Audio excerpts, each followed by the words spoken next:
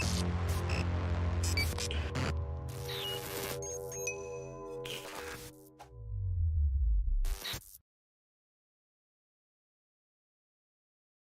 a 2.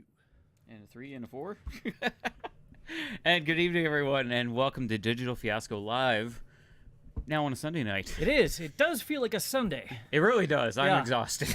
I don't know. You're exhausted, but I feel like I've got more energy for not having gone through a full day of work already. I guess that's fair. Yeah. But anyways, yes, we're here for a lovely Sunday night. Yes. It's going to be Sunday nights going forward, at least for a little bit here. Yes. So yeah, look forward to that. I hope that works better for some people's schedules out there. But of course, my name is Dandr0id. And I'm Jack McBastard. And we're here to bring you some awesome gaming news and reviews and all that other fun stuff. Sure are. So it's Sunday. Yeah. Do you feel different? You feel like... It feels different to me. Well, of course, because we've done Mondays for over a year now. Yep. Well, I mean, there wasn't the, holy shit, I've got to get everything ready in the last, little bit. Even though your notes refused to print, so there was still that last little bit of I was crunch out time. of paper, so okay. It was like, it doesn't matter how prepared you are. If you go for your show notes and you're out of paper, it's like, well, fuck you. Your printer, instead of thinking, should have just said, hey, you're out of paper. On a technicality, I mean, it doesn't help those Canon printers have, like, your trays are, like, that much. Oh, yeah. They hold maybe 50 sheets of paper. Like, I understand if you're, like, a guy who prints something off 3 times a year, that's just not sufficient for, like, show notes at least every week and everything else. So, how's everyone in the chat doing? Chat is awfully quiet, but I know there's people there. I can hear you breathing. I see you over there. Turn that around. Yeah. There we go. Hit machine. You want to talk about our Lord and Savior, the Division 2. I think you meant to say Division, of course. I'm not entirely sure. I was talking to him earlier today. Of course, he is balls deep in the Division 2 right now and thoroughly enjoying it. Are we talking about Hate Machine's balls? Because that's not very deep. Whatever he wants to do on his end, that's perfectly fine. He wants to put balls in his end? Maybe. I mean, I'm not judging. You do you, all he was saying is the Division 2 is apparently... good. The second coming of Jesus on PC. So... Okay, sure. At least that's where he's chosen to play it. But... either way, he was apparently very, very happy with his purchase. Hey, how I learned to stop worrying and learn to love the treadmill. That's what it is, man. You enjoy your treadmill, buddy.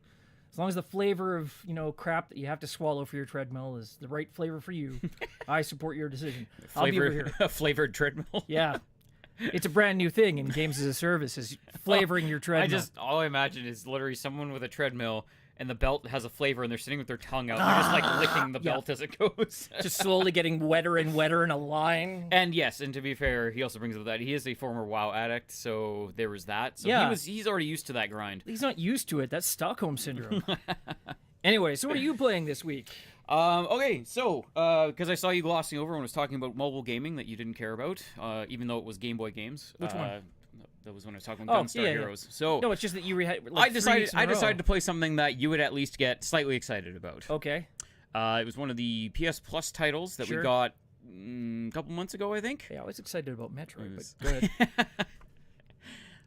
Bulletstorm. Oh, nice! Finally. Yes. So you never played Bulletstorm before? I literally played, I think, about 10 minutes of one level when you had it way back on your 360 or something like that. So PS3, but same deal, like ages ago. But anyways, so we got that one as a PS Plus title. It's like the HD remastered blah blah blah version. It has like the better version. It's it had whatever extra content it had. I don't know if this was a thing back when it was on PS3 and 360, but they have the Duke Nukem part. No, that's also new. If you have to finish the game to experience that part of it. So I'm still working on the core game. That's new, yeah. But anyways, so I see what people had to say about it back in the day. Been playing it now. I've played about half of it, I think. I'm not quite sure where I am exactly in the game. I didn't even look up a walkthrough or anything like that, because quite frankly, if you need a walkthrough, it's kind of a brain-dead game. You don't really need walkthroughs, but the walkthroughs are good to tell you what kind of combinations of things you can do. Well, and that's the thing, is that that's one of I'm finding kind of like one of the first interesting / aggravating parts of the game. Is that because every time you go to one of those like weapon station things, you lash it and you can upgrade your weapons and shit like that. But it gives you that gigantic fucking Encyclopedia Britannica of shit that you can do in combos in the games with your lash and your kick and your different weapons and everything like that. And I'm sitting here looking at all these things. It's like, man, I'm glad I'm not a fucking trophy hunter, because some of these things would just drive me insane to do. It took a while. I don't think it really drove me insane, except I don't think I'd have the platinum for it because I had not yet worked through all the time trials, which is literally like having to do all of the combinations essentially in a row in a very short amount of time. Yeah. And some of the combinations are hard enough to do on their own, so let alone having to do them in a time limit. With a little practice, you can, but at the time, I just put it down to play something else. I thoroughly enjoyed my time with it, but it was just like, I think I was moving on to like probably an Assassin's Creed or something. Yeah. Because, collectibles. But anyways, yeah, so I decided, like, because I was looking through the kind of backlog there of shit that I just had on my PS4, and that one was sitting there. I was like, you know what, I've always meant to play this. I'm looking for something kind of mindless to play right now. Something you can bang through in, like, I think 6 hours or 6.5 hours or something like that. And, so I fired it up. I didn't think it was that short. When I looked at time to finish, and they said like an average normal run, if you're not like racing through it, was about 7 hours, 7.5 hours, somewhere in that range. So by the same token, that how long to beat grossly underestimated how many episodes it would take me to get through the fucking cartel. Well, it's also because you kept dying and refusing to do things a certain way. Throwing knives, buddy. And I think you spent like an hour trying to find throwing knives when there weren't any. So I mean, that really dragged it down. It's the only way I could do it. It was like Minecraft, like you're trying to craft throwing knives in the game, and it just wasn't working. That would have made the cartel so much better. Craftability. Crafting throwing knives. Oh, I'd go to pick up some crafting material, and my fucking partner would be like, "What are you doing? That's somebody else's." So murder is fine. Petty theft, not so much. All right. Anyways, so I mean, what it comes down to is, I get why some people really, really liked it. And I get why some people just gave it an absolute pass, because I'm kind of in the middle somewhere. Yeah. Like, they have some really cool ideas, and there's some really awesome shit happening in that game. But there are other parts of the game that are so horrendously generic and boring that it's just like, okay, I get why some people just didn't dig this game when it came out. Because it is very much a Cliff Bleszinski product. Yes. It feels like if they tried to make a bro action comedy movie in the Gears of War universe. Son of a dick. Well, and that was the funny part too, is that I'm sitting here, I started the game, and they were like, oh, do you want all the blood on and all the gore and all this other stuff? It make you confirm that you want all these things on. You definitely do. And then, but the problem is that they talk about a language filter, and I was like, well, yeah, I want the full experience. The problem is you need to shut the language filter off to get the funnier version of stuff. Yes. Because that's when they use all the dick humor. Yes. Because if you have that's literally all it is. If you have the filter off, it is like some of the most like cringy early 2000s bro shooter stuff that they say to each other. And that was like one of the... Oh, really? Yeah, it's horrible. Okay. It's... like they're just calling each other some of like the worst horrible things in the book in the like the douchiest way, and it's like a try hard game, like that's how bad it is. Oh, like Haze. Kind of like Haze, yeah. Like not to the extent that they were using like bad offensive terms that are no offensive longer terms acceptable. that aren't just straight up swear words. But either way, so that just struck me as odd. It was just like, I thought the comedy was supposed to be hilarious in this, and I'm just sitting here just kind of like, oh, really? Are they saying this right now? Like, it's just terrible. So I actually had to shut the language filter off or on to get all the dick jokes that are actually hilarious. See, that's funny. Maybe I'd never even looked for that option, and I was playing the censored version all along. Yeah, I think that's still hilarious. When they use dick in place of every single swear word, which is amazing. That's the censored version. That's hilarious. Yeah, so... all this time, I had no idea. Yeah. Yippee-ki-yay, Mr. Falcon. Cabbage Farmer is another good one to substitute. But anyways, so... but yeah, again, it's one of those things, like, as I'm playing the game, it's like I'm just ticking off boxes left and right of hit, miss, hit, miss, hit, miss, because it's, the gameplay, the core gameplay of comboing everything is brilliant. Like, they clearly made that first and then built a game around it, because that is the most thought out and best built part of the game, and that is clearly what they went for. Frankly, the use of the lash gets really inventive, and it's easily the best part about the game. Like, before you go in the game, the more and more things they do with it, it's incredible. Yeah, and that's the thing, is as you go along, they seem to have a really good pacing for kind of when you pick up weapons, when you get different abilities, when you upgrade stuff. So I'm definitely having fun with that. But it's one of those things, like, they clearly built it around that, because when I'm playing the physical game itself and I'm going through the levels, half the time I am just I feel so uninspired to kind of carry on in some of the stuff, because the level design, the story, some of the voice acting and stuff is just so subpar that I'm just like, okay, I'm going to keep going.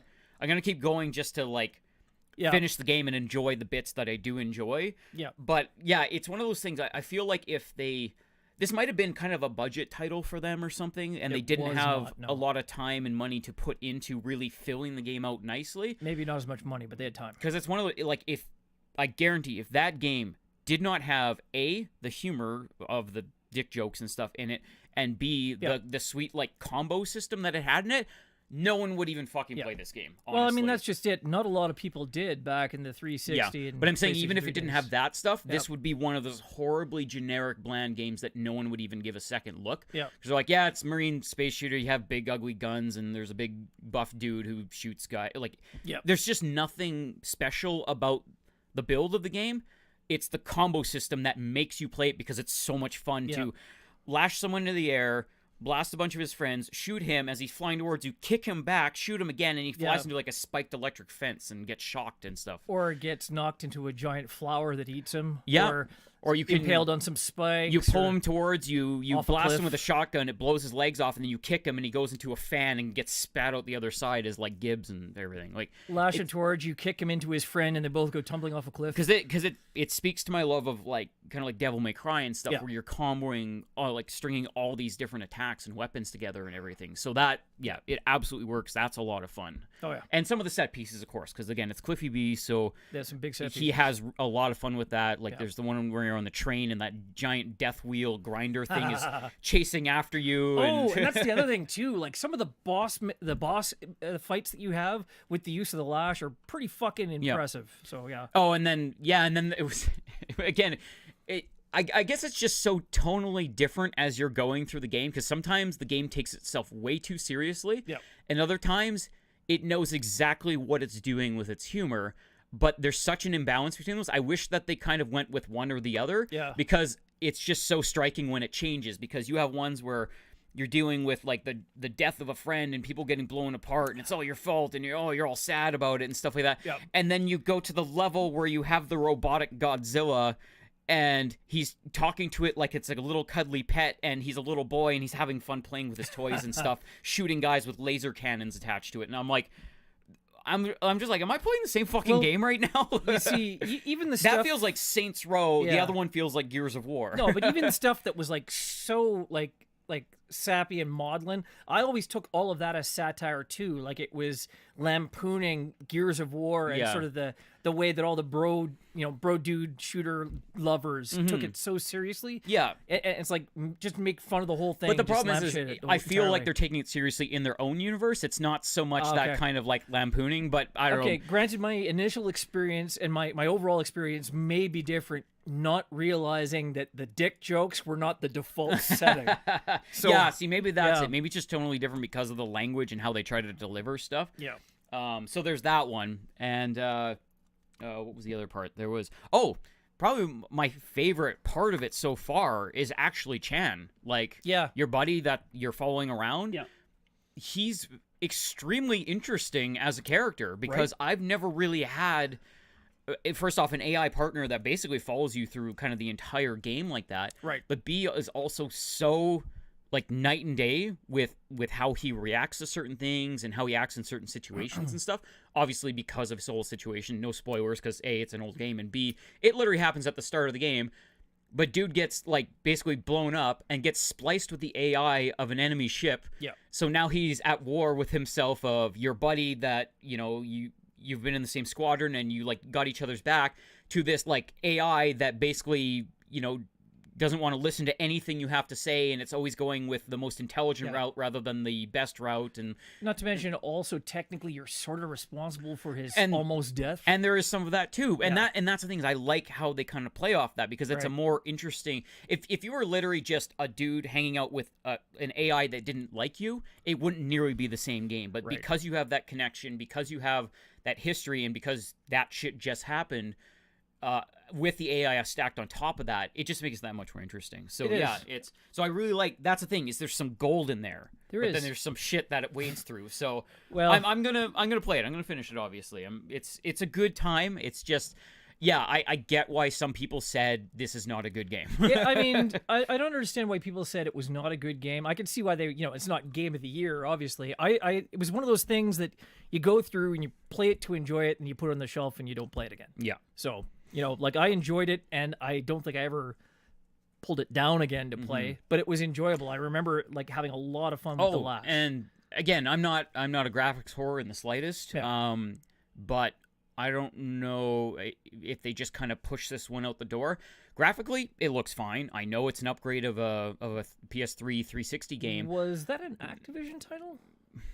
I don't think so. I'm not 100% sure. I don't know who published But either that. way, whoever pushed it out the door, check your fucking frame rates, people. Jesus Christ. Yeah, if it's that game slows to a crawl in certain scenes, and it's really unfortunate because it kills that action. If it's an Activision title, they actively don't give a shit about their remasters. Okay, yeah, so that could be it.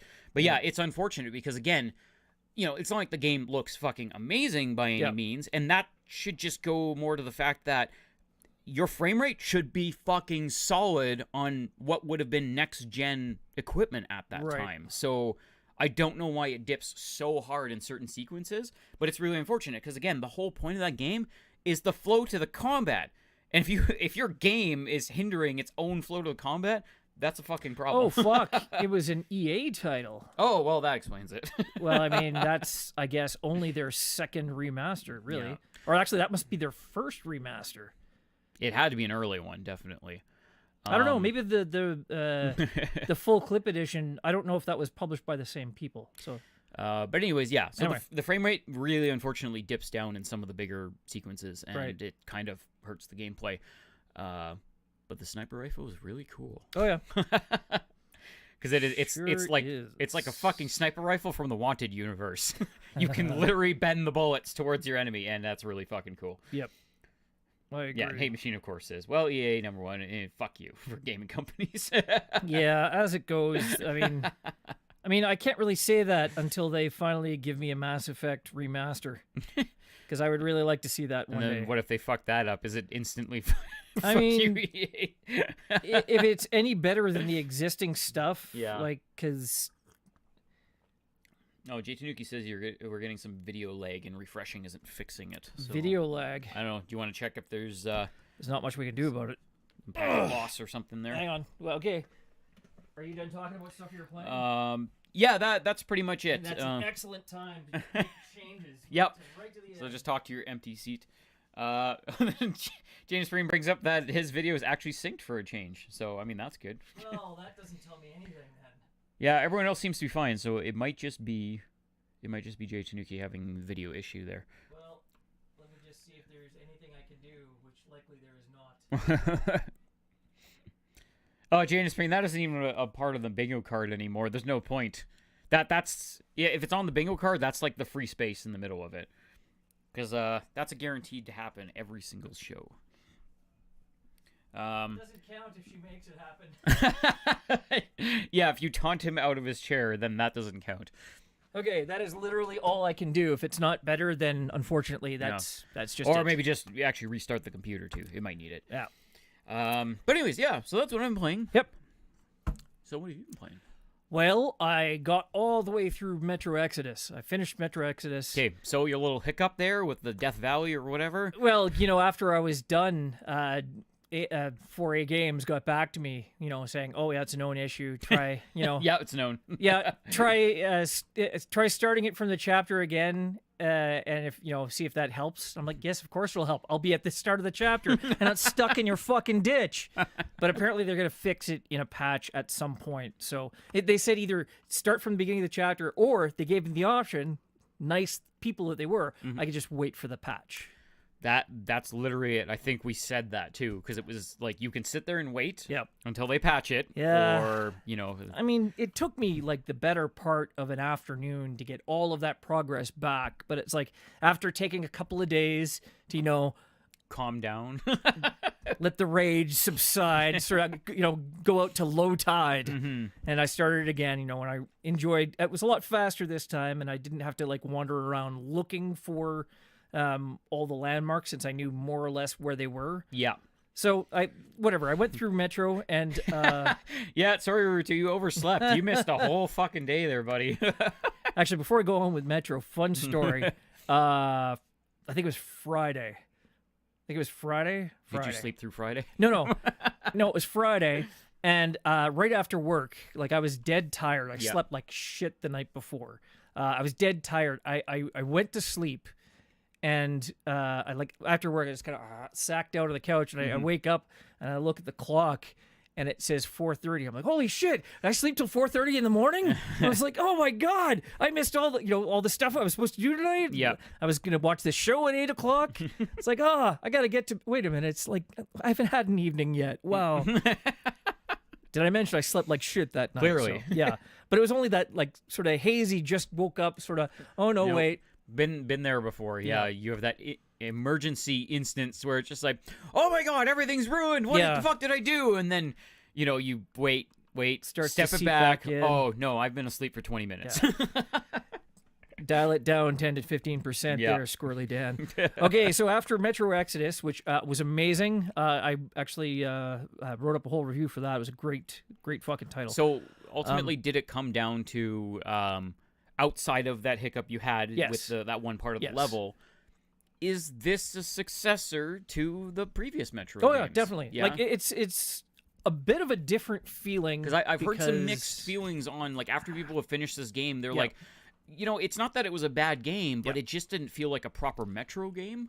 I think it did more than it didn't. Okay, so basically the only problem is with the pacing. In the original Metro games, it was a lot more tunnel surface back and forth, right? Everything was incredibly linear. Right. Everything was always just like, you know, death is waiting for you type of situation. The surface was a little bit, you know, less linear, but it was all pretty linear. But like in this one, you spent a lot more time on the surface because the levels were larger. Yeah. You had multiple missions in each huge level. It wasn't exactly open world, but it was a lot bigger than most linear, you know, games. So, and then at the end, you kind of go back into the tunnels a little bit. But there's always like, not dungeons, but like buildings and stuff you have to explore, facilities you have to explore throughout the game. So it still kind of followed the same sort of formula. All things considered, I would say it's very much a Metro game, although it was less of the weird Metro. Oh, okay. Although there were some pretty weird things in it. But yeah, towards the end, it more or less cribbed from the plot of Metro 2035 and like adjusted for the changes they made in Last Light, which was like completely invented out of whole cloth. Yeah. So, I mean, all things considered, I really liked the way it went, and I think it definitely leaves it open for follow-up games in that series, even though I'm pretty sure this is the last one that Dmitry Glukhovsky is actually going to write. So, there's a lot of stuff they can go with there. But yeah, all things considered, I had a ton of fun with it. It was a Metro game through and through. If anything, the one thing that made it feel less like a Metro game was the distinct lack of just constant stress. Yeah. Because, you know, the ability to craft, you know, at your filters and not even have to wear the gas mask at some points, that reduced a lot of my stress. But I haven't played it yet on Ranger Hardcore, which I'm sure will ratchet that back up. I think that's how they decided to build that from the ground up, is that they wanted to snag some new people to the thing and not scare them away with, you know, kind of its presentation, its difficulty and stuff. But for the people that came out of the other games and they said, I want the same situation, I almost guarantee that's what that Ranger Hardcore thing is going to be. Oh, yeah. I mean, there's all kinds of, you know, difficulty settings for how you want to play it, and it'll reduce the amount of scavenging materials you get and make enemies harder, the whole thing. So, in those cases, I'm sure you'll be having to do a lot more stealth than I was, even though I was playing it stealthy, just because you can make your own throwing knives. I mean, shit. Yeah. So right away, I was in heaven. And so you're just saying it's already better than the cartel. Yeah. Oh yeah, definitely. And I mean, you have all kinds of takedown options and stuff. If you have your melee weapon out, or you have your if you have like certain weapons, if they have like, you'll actually hit them with the weapon itself and shit.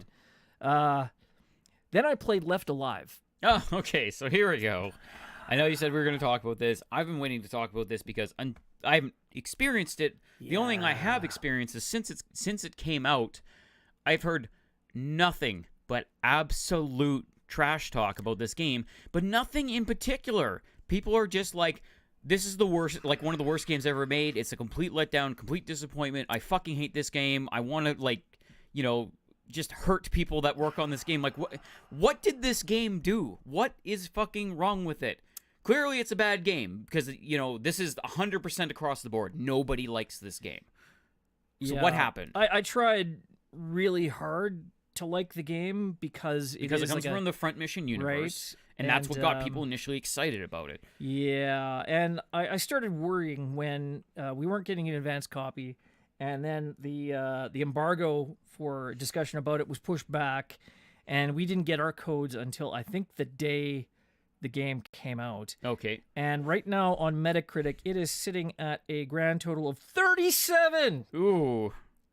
That's definitely one of the lowest ones on there, I think. Yes. 37. Cool. So.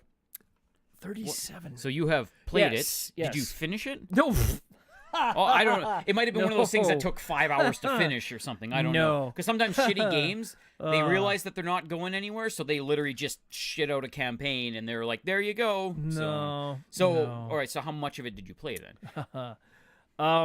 Not much. Well, like 40 minutes, 3 hours? I got through the opening sequence, and I played like part of the first level a few times. Yeah. And Jesus Christ. So walk me through it. So the concept is, right, they have two major powers and this tiny little border in between them. It's almost like Valkyria Chronicles, except terrible. So Wanzers, Wanzers are the giant mechs that they use instead of tanks, basically. And then there's a bunch of guys on the ground, and you're on the ground. You're a former Wanzer pilot, and you had to eject. So you're stuck in this this occupied country in this city, and there are a bunch of survivors that technically you go out and you help, and that's gonna like change the way the gameplay goes. And I mean, theoretically, I'm not gonna fucking do it, but so ostensibly you're in the middle of a huge occupied territory, and you should be playing the game like Metal Gear Solid, with stealth, right? So they set it all up this way, you know, crouch down, hide behind cover. And, you know, okay, I'm doing okay. I don't see, you know, maybe this is going to turn out okay after all. Mm-hmm. So I get behind my first guy, right? And I'm about to give him the Chokey Roberts. Yeah. And there is no takedown button. So okay. I'm like, okay, maybe I need to get a bit closer. So your dude's standing there. You're like a foot behind him. Yep. Just sitting there awkwardly. He doesn't see me because I'm quiet as fuck. Right. Yeah. And I'm just like... just miming behind him. So I basically can shoot him from this far. Yeah. Or I you know, you press your melee button, you whip out like a pipe wrench or something, like, or whatever you happen to be carrying. Yeah. You whack this guy, and that doesn't kill him either. He doesn't like go down. He doesn't get stunned. He just turns around and fucking unloads on you with his machine gun, and you die like 2 or 3 whacks. But instantly, all the other guys are alerted. Oh, of course, because they hear gunshots. Yeah. And a Wanzer comes in and like. And you're like a greasy smear on the sidewalk. Yeah. So it's like, I know right away there's a problem if the game that presents itself as a stealth game has no option for a silent takedown. Yeah. So it's not very stealthy. No. So I tried again. You know, I tried beat him with the pipe, and I managed to get him downed without alerting anyone. So I think, okay. It's not ideal. Maybe I learn it later on. Yeah. Which you don't. Mm-hmm. You don't. There are no takedowns. None. Did you throw an empty magazine to distract him? I did not. I had no empty magazines because bullets are so scarce. I didn't have a full magazine, let alone one that I had emptied. So even if you did want to alert everyone with gunfire, you would probably just waste your ammo, and then you would be completely fucked. Yeah.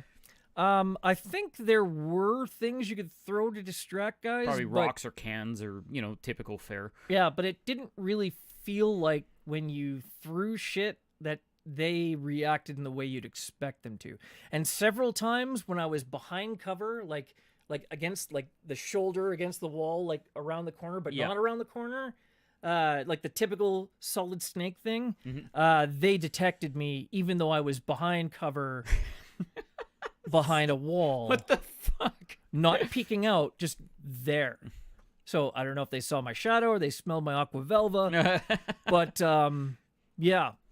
So after about, I don't know, like an hour of that, I'm like, I'm going to come back to this later. Yeah. Yeah. Because holy fuck. And I went and I read some stuff about it, and yeah, it is not a good game. So, like, you don't learn stealth takedowns. Do you get silencers for your guns? Like, is there... Oh, and there's weapon degradation as well. Oh, perfect. Yeah, so your pipe that you're hitting a guy with, that breaks in like 4 or 5 hits. Awesome. Yeah. So because metal versus guy's skull, 3-4 guys' skulls, that's going to bend or break a metal pipe. Yep. Yeah, that's so how that works. I don't know if you get silencers eventually. I don't want to know. Okay, so all right, so say you don't get silencers later or whatever. So they marketed this as a stealth game, but can you play it as a shooter game? I mean, you can, but it sounds like it's completely unfair because as soon as you alert everyone comes running, and a Wanzer comes in and fucking guns you down. I mean, there was a gunfight where I did manage to kill 3 or 4 guys inside a building. Yeah. And like use all my ammunition. Yeah. But then I had no ammunition. Do you get to loot them for ammunition? Or? Not really. No? Not really. No. There was very little of that. There's some random stuff like scattered through the train, like in fixed spawning points. Oh, okay. They don't respawn. It's just like that's gonna spawn there every game, and it's just there, and you get an icon when you can see it in the distance. Yeah. That is a thing that you can go pick up. But there is no searching. Oh, okay. There is no looting bodies. Well, no, just typically in a shooter game of some kind, guy dies, and either a magazine pops out of him, or his gun lays next to him, and you run over it, and you pick up some ammunition, or something like that. There are a lot of things done in most games that weren't done No, here. it's just, I'm trying to wrap my head around of, like, did they think they made a stealth game, or did they realize it was half-baked, so then they tried to market it as a stealth game to get people's attention?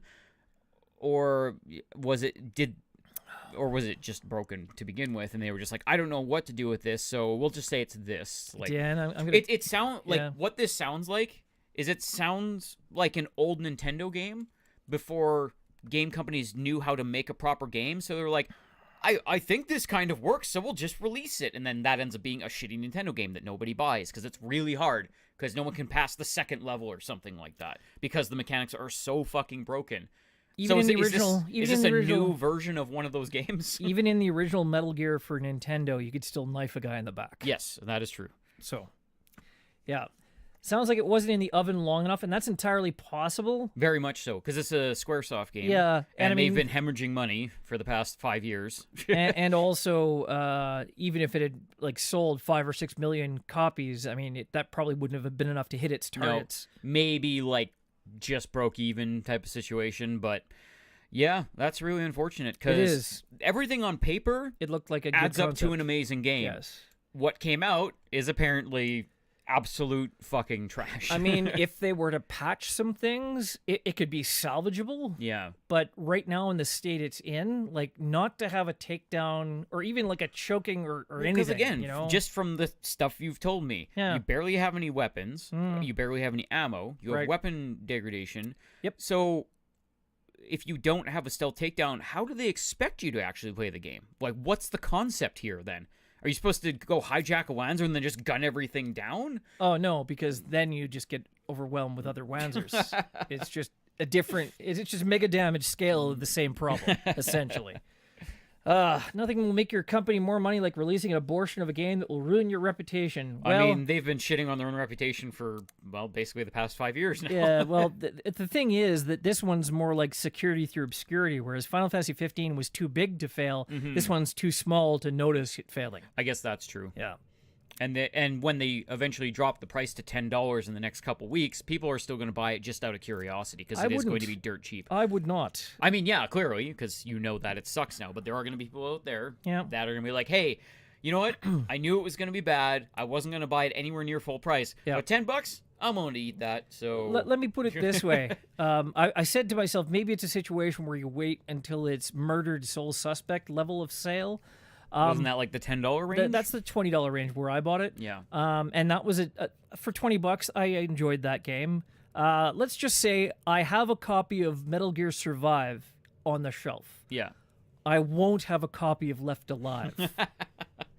That should tell you something. You should wait until it's like $1.50 in the bin, and you buy 6 of them, and you make coasters out of them.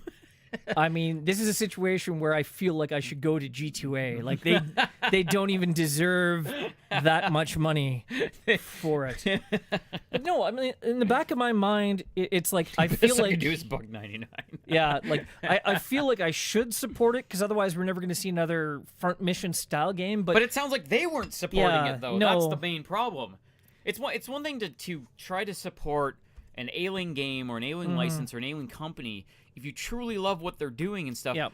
But if they're not willing to support themselves by at least making a functional fucking game, don't bother. No, because on their next round, they're not going to do it any better. But if they were to at least implement like a takedown ability, and maybe scavenge some bodies for stuff, that would take. I mean, just the simple fact that they don't have that stealth takedown, they would have to hire people for X amount of hours to build a brand new animation, build it into the game to make sure it doesn't crash anything, and then put that into a patch fix for the game. I don't think they're even going to bother. Let me talk about animations for a second. Yep. Because you ever play those games where... Oh boy, is this another part of the game that really, really sucks? Oh, yes, yes. You know how in modern games you don't get canned animations. You get like animations that have a certain amount of variability to them. Like, you notice when in Uncharted where Drake runs, his arms do slightly different things. Yeah. All of his steps aren't exactly the same. They've taken mocap, right, given it a static animation, and then they add in randomizer tweaks to make it look natural. Yeah. So this isn't that. Okay. This is 100%, so they've gone like PS1 style canned animation. Canned animation that was definitely not motion captured. Yeah. Because nobody walks like that. No, but not only is it feel weird when he's moving, but it's like it's almost like it's badly animated, and you get like when the walk cycle doesn't match the actual movement speeds, and it looks like you're kind of gliding. As well. Yeah. So it's a little or running in place. That's the fucking worst. Anyway, so there's that, and you attach that to animation that snaps from like one thing directly into another, right? Unnaturally, like when you're sticking to cover, and you're like from this far away, you like flip, and it just cuts out all the intervening animation. I think of like old Resident Evil games and stuff like that. That was very much, they'd be talking to someone, right, and then they do like the static walk cycle as they turn, or then they quickly, their arms just snap to the side if they're like talking to someone, and it's like, oh, okay, I guess that's how a human body works. But again, that's fair, because that was the old PlayStation games. This is a brand new fucking game, and it sounds like they just... I wish there was at least a reason for it. Like, they didn't have time and the manpower because they're working on something else, and they literally just farmed this out to an indie team or something that just clearly couldn't make a game of this scale, but they made this fucking game. Yep. Squaresoft actually made this fucking game.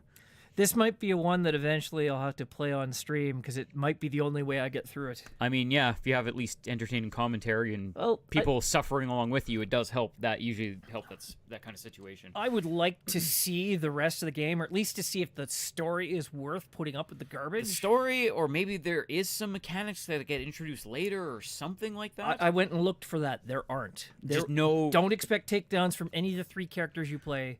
There will not be. Yikes. Yeah. Oh, you play 3 different characters. 3 different characters, yeah. 2 soldiers. I think one's from the other side, and the third is some girl.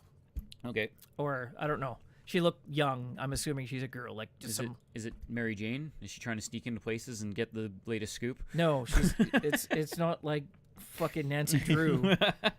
Anyway, so the rest of my weekend was basically spent playing Bomber Team and No Man's Sky. Bomber Team. Yeah, What's that one? Bomber Team. That's the one with it's kind of like FTL, but it's set in sort of the Second World War. Oh, okay. Yeah, you have a bomber. You're based in the right. UK. Yeah. Okay. Yeah. You were telling me about that one. Yeah, because they just released the last DLC for it, which I had bought like the special edition that came with all the DLC, and then it was like a year and a half later for this other DLC to come out. So out of the blue, it's like, yeah, this brand new DLC. I'm like, oh shit. Well, I wasn't expecting it at all. Yeah.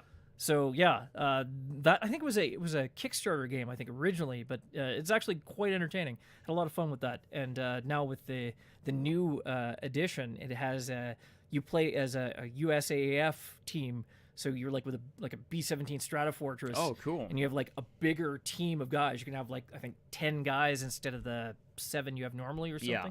So and there's a lot more turrets and whatnot, and many more things can go wrong. Awesome. Yeah, and different missions and shit. So it's quite interesting. Sounds like it was worth the year wait then. Oh, definitely, definitely. Like for one of those games that's like a $20 game or whatnot, got a lot of entertainment out of that. And No Man's Sky, there's a reason I went back to that, and we'll come back to that in the news because there's more stuff related to that. It was a tasty addition to that game. Indeed. So this is, of course, Digital Fiasco Live. It's episode 60 for March 17th. We're going to talk about all the latest news in PlayStation, Nintendo, Xbox, and PC gaming. And as always, we will start with our picks from the Triple D. Yep. Discs, downloads, and DLC. Okay. On Triple D this week, and this week coming up now. It isn't the night before. It'll be this Tuesday for most of these. Yep. This one I've never played, but I hear it's quite fun if you like puzzle games. What's that? The new Chocobo's Mystery Dungeon Everybody Bundle is coming out. I looked at the video. Yeah. And because didn't know what the hell it was or what to expect, and it's pretty much what I thought I should expect, and it's not for me. But yeah, and that's the thing, it's not for everyone. There's a lot of people out there that just refuse to play like puzzle games, or there's some people they like Tetris and then nothing else or something. And other people, they live and die by these things. Sure. So I've heard that this one's quite good if you like puzzle games. So is that a puzzle game though? It is. It has puzzle in the title. Okay, that's out on the 20th. But anyways, oh no, sorry, it doesn't have puzzle in the title. It's the Chocobo's Mystery Dungeon. Everybody. It plays like a puzzle game because I've seen like. It looks like a dungeon crawler to me. But it's what was that game that you had to keep the heroes out of your dungeon or something like that? And you had like set traps and Dungeon Keeper. Is it Dungeon Keeper or there was one with a vampire that was on the PSP? It was like an 8-bit one. And you're trying to keep people out of your lair from slaying you and stuff. I think that's how this plays, but a little bit in reverse. I'm pretty sure that's how that one works. It was like a phrase was the title. Like it's like how dare you? What have I done to deserve this? Yeah, Lord, that's or the something one. like that. Yeah, it was one of those. So I think it plays like that, but in reverse. Sure. But either way, heard it's good. So that one's coming out. Some people play Puyo Puyo Tetris. Okay. There's that too. Yes, there's a lot of people that play Puyo Puyo. Some people like Justin Bieber. Yeah. That's neither here nor there. Another one, I'm not very versed in this, but it clearly has a huge following. Fate Extelia Link. Yeah. So next in the Fate series, I guess, for that one. Sure. This one, which I will absolutely be buying for myself, The Messenger, is finally coming to PS4. So this has been an indie darling on the Switch for the past 6 months, I think, or something like that. It really looks a lot like old school Ninja Gaiden. I have seen half a playthrough of this game, and it looks fucking amazing, and people rave about this game. If you love the old school Ninja Gaiden, Shinobi, Kung Fu, like all that shit on Nintendo and Sega Genesis stuff, sure, this is like a very modernized version of that, but still with like the beautiful 16-bit graphics and everything, and they just fucking nailed it. People love this game, The Messenger. Check out that one. And then, of course, the big one that's coming out this week. American Ninja Warrior. We are so excited for. Yes, of course, it's American Ninja Warrior. That's going to be amazing. All the, you go I didn't even know they were making one, but it's coming out for PS4, Xbox One, and Switch. You never know. Some of those ones end up being fun just because they're so basic and stupid. But well, you're half right. But anyways, of course, the big one coming out this week that everyone's excited for, Sekiro Shadows Die Twice. Yes. So the I don't know, the spiritual successor to the Tenchu series. It's like halfway between Tenchu and Dark Souls. Because I watched it. It's Tenchu a lot more, Souls. Yeah. People were thinking, oh, it's going to be exactly like Dark Souls. No, it's not that. No, it's more action-paced. Yes. There's more verticality to it. But it is a lot more Dark Souls than I was expecting as well. You take the kind of the combat of Dark Souls, but then add in the level design and mobility of like a Tenchu game or a more action-based game. But even the combat, it's like a little bit, it's in between. It's not exactly either one. A little more, I would say it's like a little more Bloodborne than Maybe. Dark Souls, because it's a little more active combat and whatnot. Yeah, I think Bloodborne is more on the other end of that scale too. Like you really need to keep hitting a guy to, because you don't have a shield to hide behind the whole time. Anyway, for those fans out there that like SNK, you're getting the SNK 40th anniversary collection. Now this one's important for a reason. Okay, so did they add something specific on this one? Oh yes, the list. Have you seen the list of things? No, but I see the pictures and I know most of these titles, and they're pretty core SNK titles. If you're a fan, you're gonna want these So games. like the Akari Warriors, that's a big one. Yeah. POW, Psycho Soldier, what is it? Time Soldiers is another big one. Yeah. But the one that gets me, Crystalis. Yeah. Crystalis. Is that a big one for you? From the old Nintendo days, man. I loved the shit out of that game. But the cool thing is that not only you're getting like the home versions, you're also going to get like the arcade version if there is one. Mm-hmm. So you'll be able to play either one and switch Yeah, because back in the forth. day, they always had a home version that played on Nintendo or Neo Geo or whatever. But, I mean, with current emulators and way, way more powerful systems, they can just slap that arcade version on there and it works perfectly fine. But Crystalis is one of the Nintendo games I played more than any other. Like, it is up there. Yeah.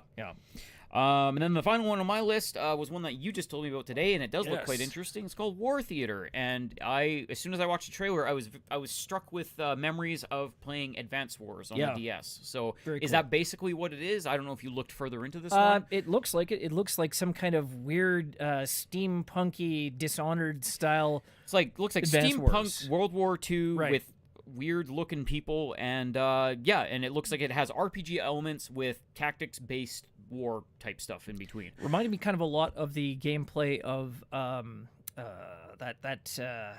shit. That shit. That Left Alive. That Working Designs game that I always used to talk about for the Dreamcast, not the Dreamcast, pardon me, for the Saturn. Oh, sorry. Yeah, sorry, Hate Machine. Discount is not in the building tonight. It's not. No. But yeah, feel free to look it up because we're busy here. So yeah. You can link it and paste it right into the chat. Or, for example, if our streamstress happens to be still in the chat, she can do that. He's failed this city. Yes, if Jay Tanuki is listening right now, she could also help by posting some of that stuff too. But yeah, it looks really cool.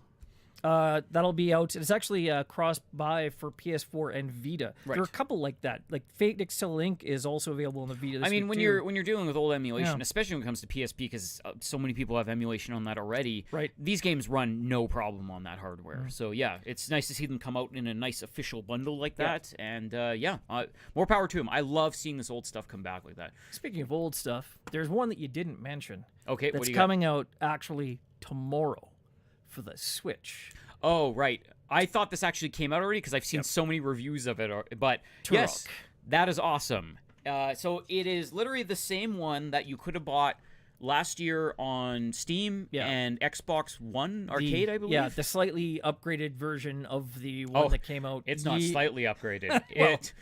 Come on. Okay, all right. Obviously, it looks a little rough just because, it's a 64 game that's been up-resed. But they've gone in, they've done... Added some textures? They've redone all the textures. They've redone all the sound. But you can actually use the old sound if you want to.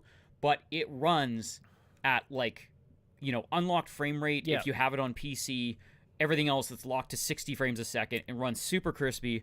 Your draw distance is infinite in that fucking game, unlike the 64 where it's about 5 feet. But you're supposed to be in the jungle. The haze is kind of thematically appropriate. You might even be able to turn the fog on. I don't know. Maybe. But either way, if you like Turok back in the day, apparently this is the quintessential Turok experience. Buy this version and you will enjoy the shit out of it. And Hate Machine is looking for a trailer for Sekiro: Shadows Die Twice. Yes. Or Sekiro. Generally, it's the emphasis on the first syllable. Yeah. Played so much Turok multiplayer. Good lord, yes. And I believe, I don't know if they were diving into the code of the game or there was rumor or something, but it's almost guaranteed that they are carrying on to do the other Turok games in the series. Obviously not the PS3 one, but Turok 2. That was a whole other thing. Turok 2, Rage Wars, and there was one other one, I think.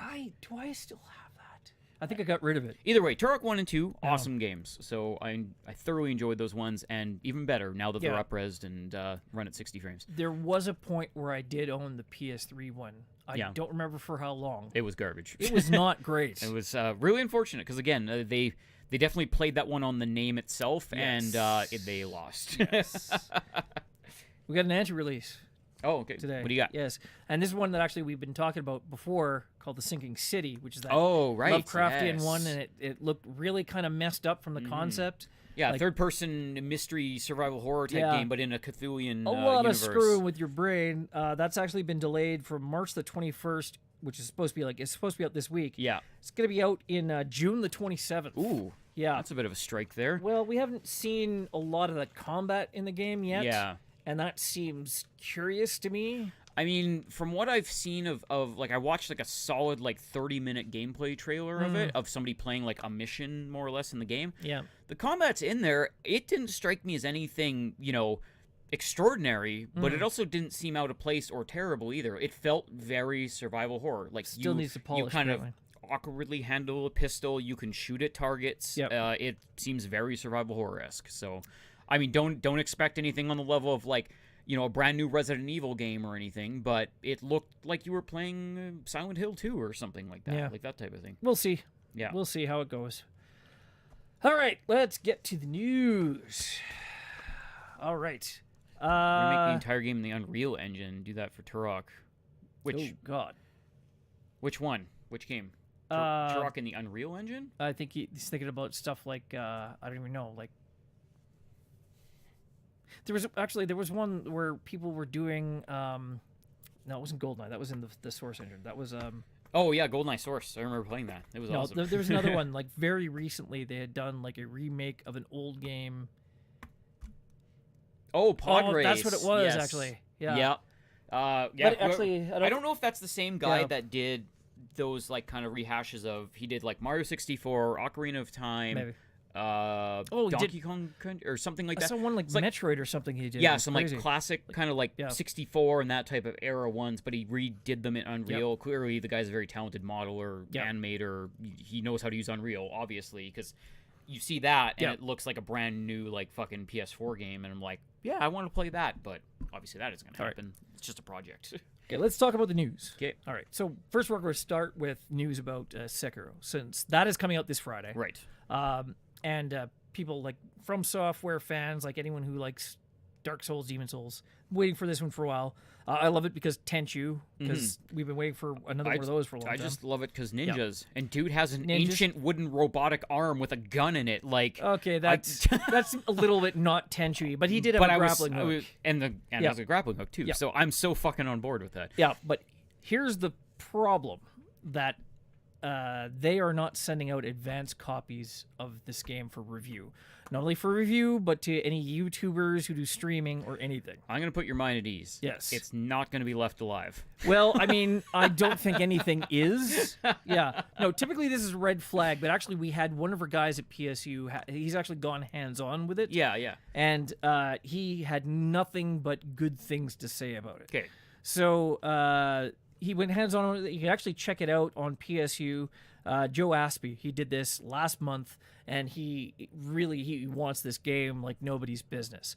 He played like I think 2 hours of it at the time, and am I mistaken? I thought this was out in Japan already or something like that. Didn't this get released so, there? no. Oh, okay. I thought there was something that was already out, and I'm like, why are people worried about this? Because clearly they would be clamoring about it or whatever if there was a problem. But, well, Left Alive was out in Japan first. I don't know about this one. I don't think it's out yet. Maybe that was it. Maybe I was thinking of that one instead. Yeah, that was the one where they had disabled streaming, but they said it was a mistake. So I am going to believe them. Anyone that tried to stream the game, they sent someone to their home and broke their kneecaps for doing so. So technically, streaming isn't disabled, but you might have your disabled streaming. Anyway, so yeah, the important thing is you don't need to worry about it. And the thing is, he played it in February, like mid-February, and it was a 6-month-old build, and it still looked fantastic. And he was still totally on board with it. Okay. So he says he's putting his reputation on it. And see, that's the thing is, again, it's one of those things, like we watch, as soon as we heard about Left Alive, we're like, okay, that's a really cool idea. Then they started showing you're like, wait a minute, something doesn't add up here. with Sekiro, every single time we've seen it, it looks better and better and better every fucking time. That's because they keep showing it, unlike Left Alive, where it was like, what game were you talking about? So, yeah. So either way, if they're, they're behind it that much, they're willing to show off more and more of it, they're willing to talk about the story, the game looks glorious. Now, of course, it could easily be one of those things where, okay, it's a solid 7 out of 10 or something when you get on it. There's no way it's going to suck. He says, tempting fate. I will tempt the fuck out of that fate because I want to play that goddamn game. What have we said about taunting Murphy? Don't taunt Murphy. Anyway, point is, like, if you're at all worried, wait until reviews come out. But I have it on good authority from the guy who actually played the game in London. It's going to be good. So. Oh, he had the British version of it. That's the good one. Exactly the same. I mean, other than the fact there might be an extra U in some words. Other than that, exactly the same. Perfect. Okay. Interesting tweet this week from Seamus Blackley, who was like the OG, the godfather of the Xbox, he was called. Like, he was like the designer of the original Xbox. He designed the Duke controller back in the day. Yeah. So he for the first time ever, he mentioned this story on Twitter, and he says, I've never talked about this before. He's talking about his former boss, the Xbox president, Don Matrick. Okay. So at the time, he says he never talked about this before. The irony of Don Matrick as Xbox chief was huge for me, because when he first came to EA Canada to present the idea of a Microsoft console, he nearly blocked me from addressing the company because he didn't believe it was possible. It was tense. So at the time, Seamus Blackley was working for Microsoft. Don Matrick was still working for EA at the time. Okay. This is like under Trip Hawkins, like old school EA. Yeah, yeah. And they basically said, Microsoft console? No, fuck you. So, like, and then funny thing, he becomes the guy that pioneers the Kinect and the DRM and everything else. And if you don't have internet, you can still play 360.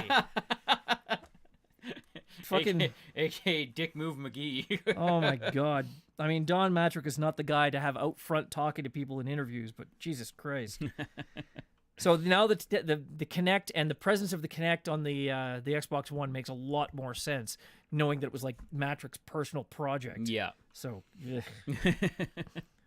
so anyway, and speaking of EA, EA had a problem with E3 last year, and their show was awful. What, was it because the show was awful? Yeah, and it's like, did they blame that on E3 or something? Oh, it was like it was weird. It like started off with a presentation that went into like a big tournament for like Battlefield 5. Yep. And then from there it went into some talking heads, and then it was just like it was over, but you didn't know. I think what happened, I think they were coming into E3 and they were like, okay, all right, team, you got your console like party thing going on over there. Okay, you guys are going to represent this thing. Okay, we're going to talk about this game over here. And then they're like, all right, so where's our guys with our presentation?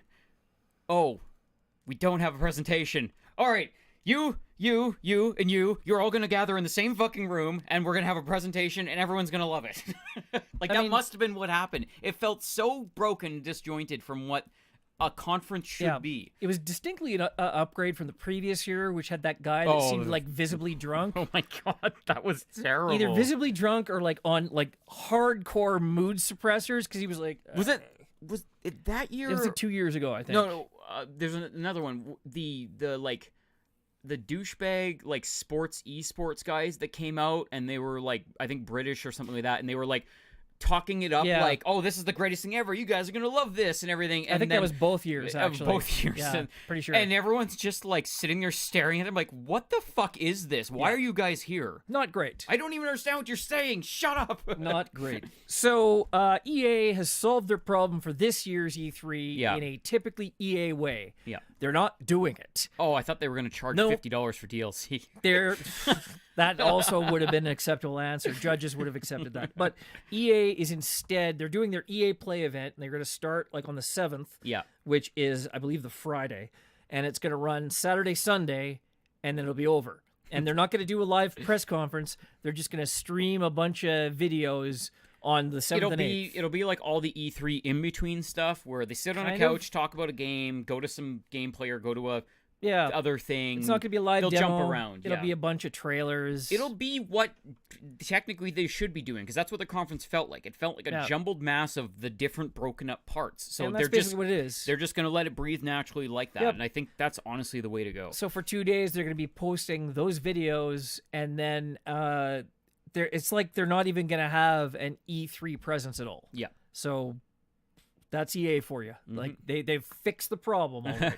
I seem to be doing this a lot today. I don't like a lot of. Well, we have been talking about SquareSoft and EA, so there's usually a lot of air quotes. Talking about EA and the remaster and of yeah, Mass and Effect. Heat Machine, I was just about to bring that up. So what did we actually have at E3 this year? Everyone else but EA and EA and Sony. Like you're gonna have Microsoft because they're horse. I thought Nintendo was doing their own thing too. Nintendo hasn't been at E3 really for a long time. Like they do all those. They don't do a live conference. Yeah. They do their like their direct. I feel like this is going to be like Gamescom America now, because Gamescom in Germany is like the Microsoft show. Well, they're there's only, still all like, the third presence parties, there, really. right? Yeah. All the third parties, and like a lot of the like you have like Ubisoft and THQ Nordic, because they have something like 200 fucking games in development. I was going to say, I really want to see a THQ Nordic conference now, because we don't get that. They may as well at this point. Like I think they're big enough to actually have that type of show now.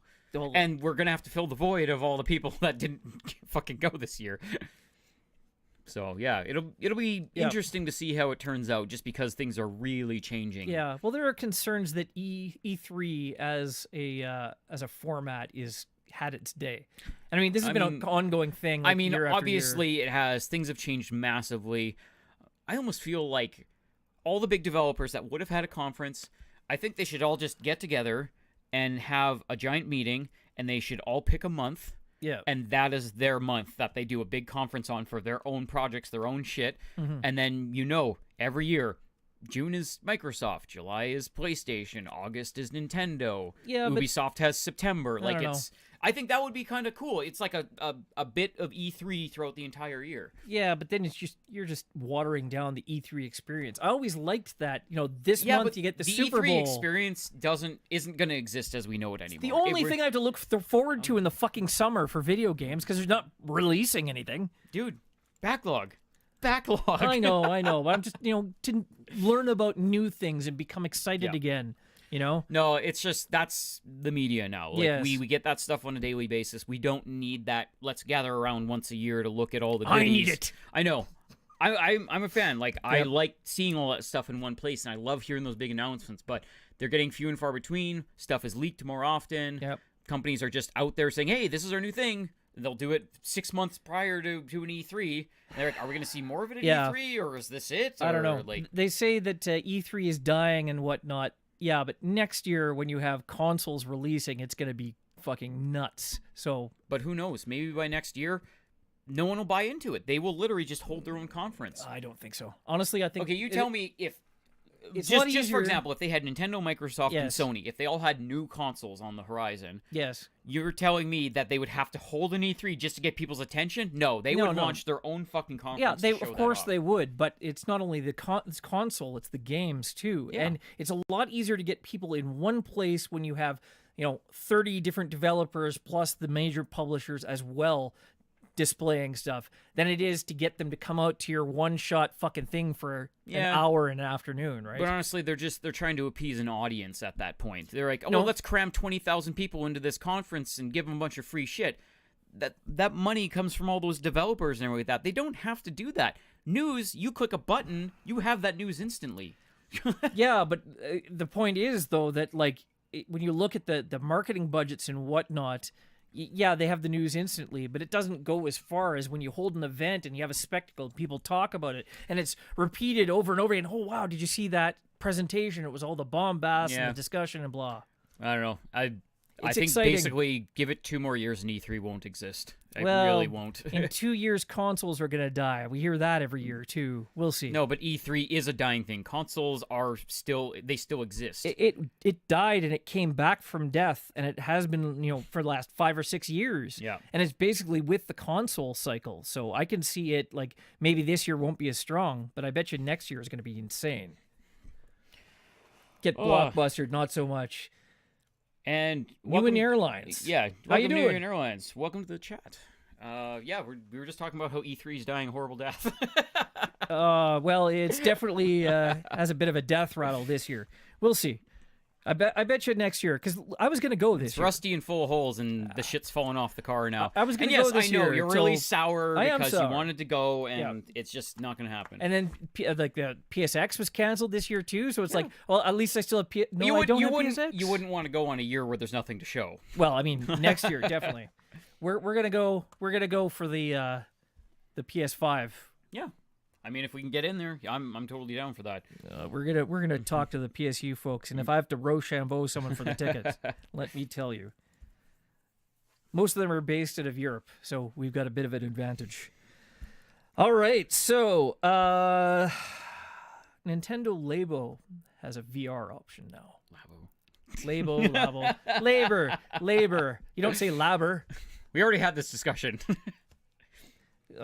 Laboratory, labor. Yeah. And I actually looked it up on the show, and they said that that's how it was pronounced. Well, so. yeah, but the guy who invented the GIF calls it a GIF. It doesn't matter. He's fucking dead now, and no one calls it a GIF, so... So the Nintendo Labo VR, like labia, yes, was announced in early March, and it's coming with the Switch VR kit set. Right. And that's releasing April the 12th.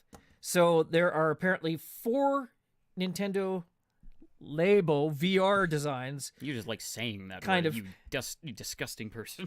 That's where your mind goes. That's where it goes. It's going to give you a choice of what kind of flavor of stupid to put on your head. And there's one that looks like Mario. There's one that looks like it's some kind of fucking bazooka thing that you put on your face. And there's one that lets you stare into a duck's asshole. And but what's stupid about the whole thing, it's not even how stupid the shit is that's on your face. There is literally no chance this is not going to give you motion sickness. Yeah, unless... Because it's 720p at a maximum of 60 frames a second, which you need at least 90 to prevent yourself from getting fucked. Yeah, that's why I think what it's going to be is this is going to be VR Lite. So what they're going to do is they're going to go more with the, like, kind of 130-degree type of visual. Yeah.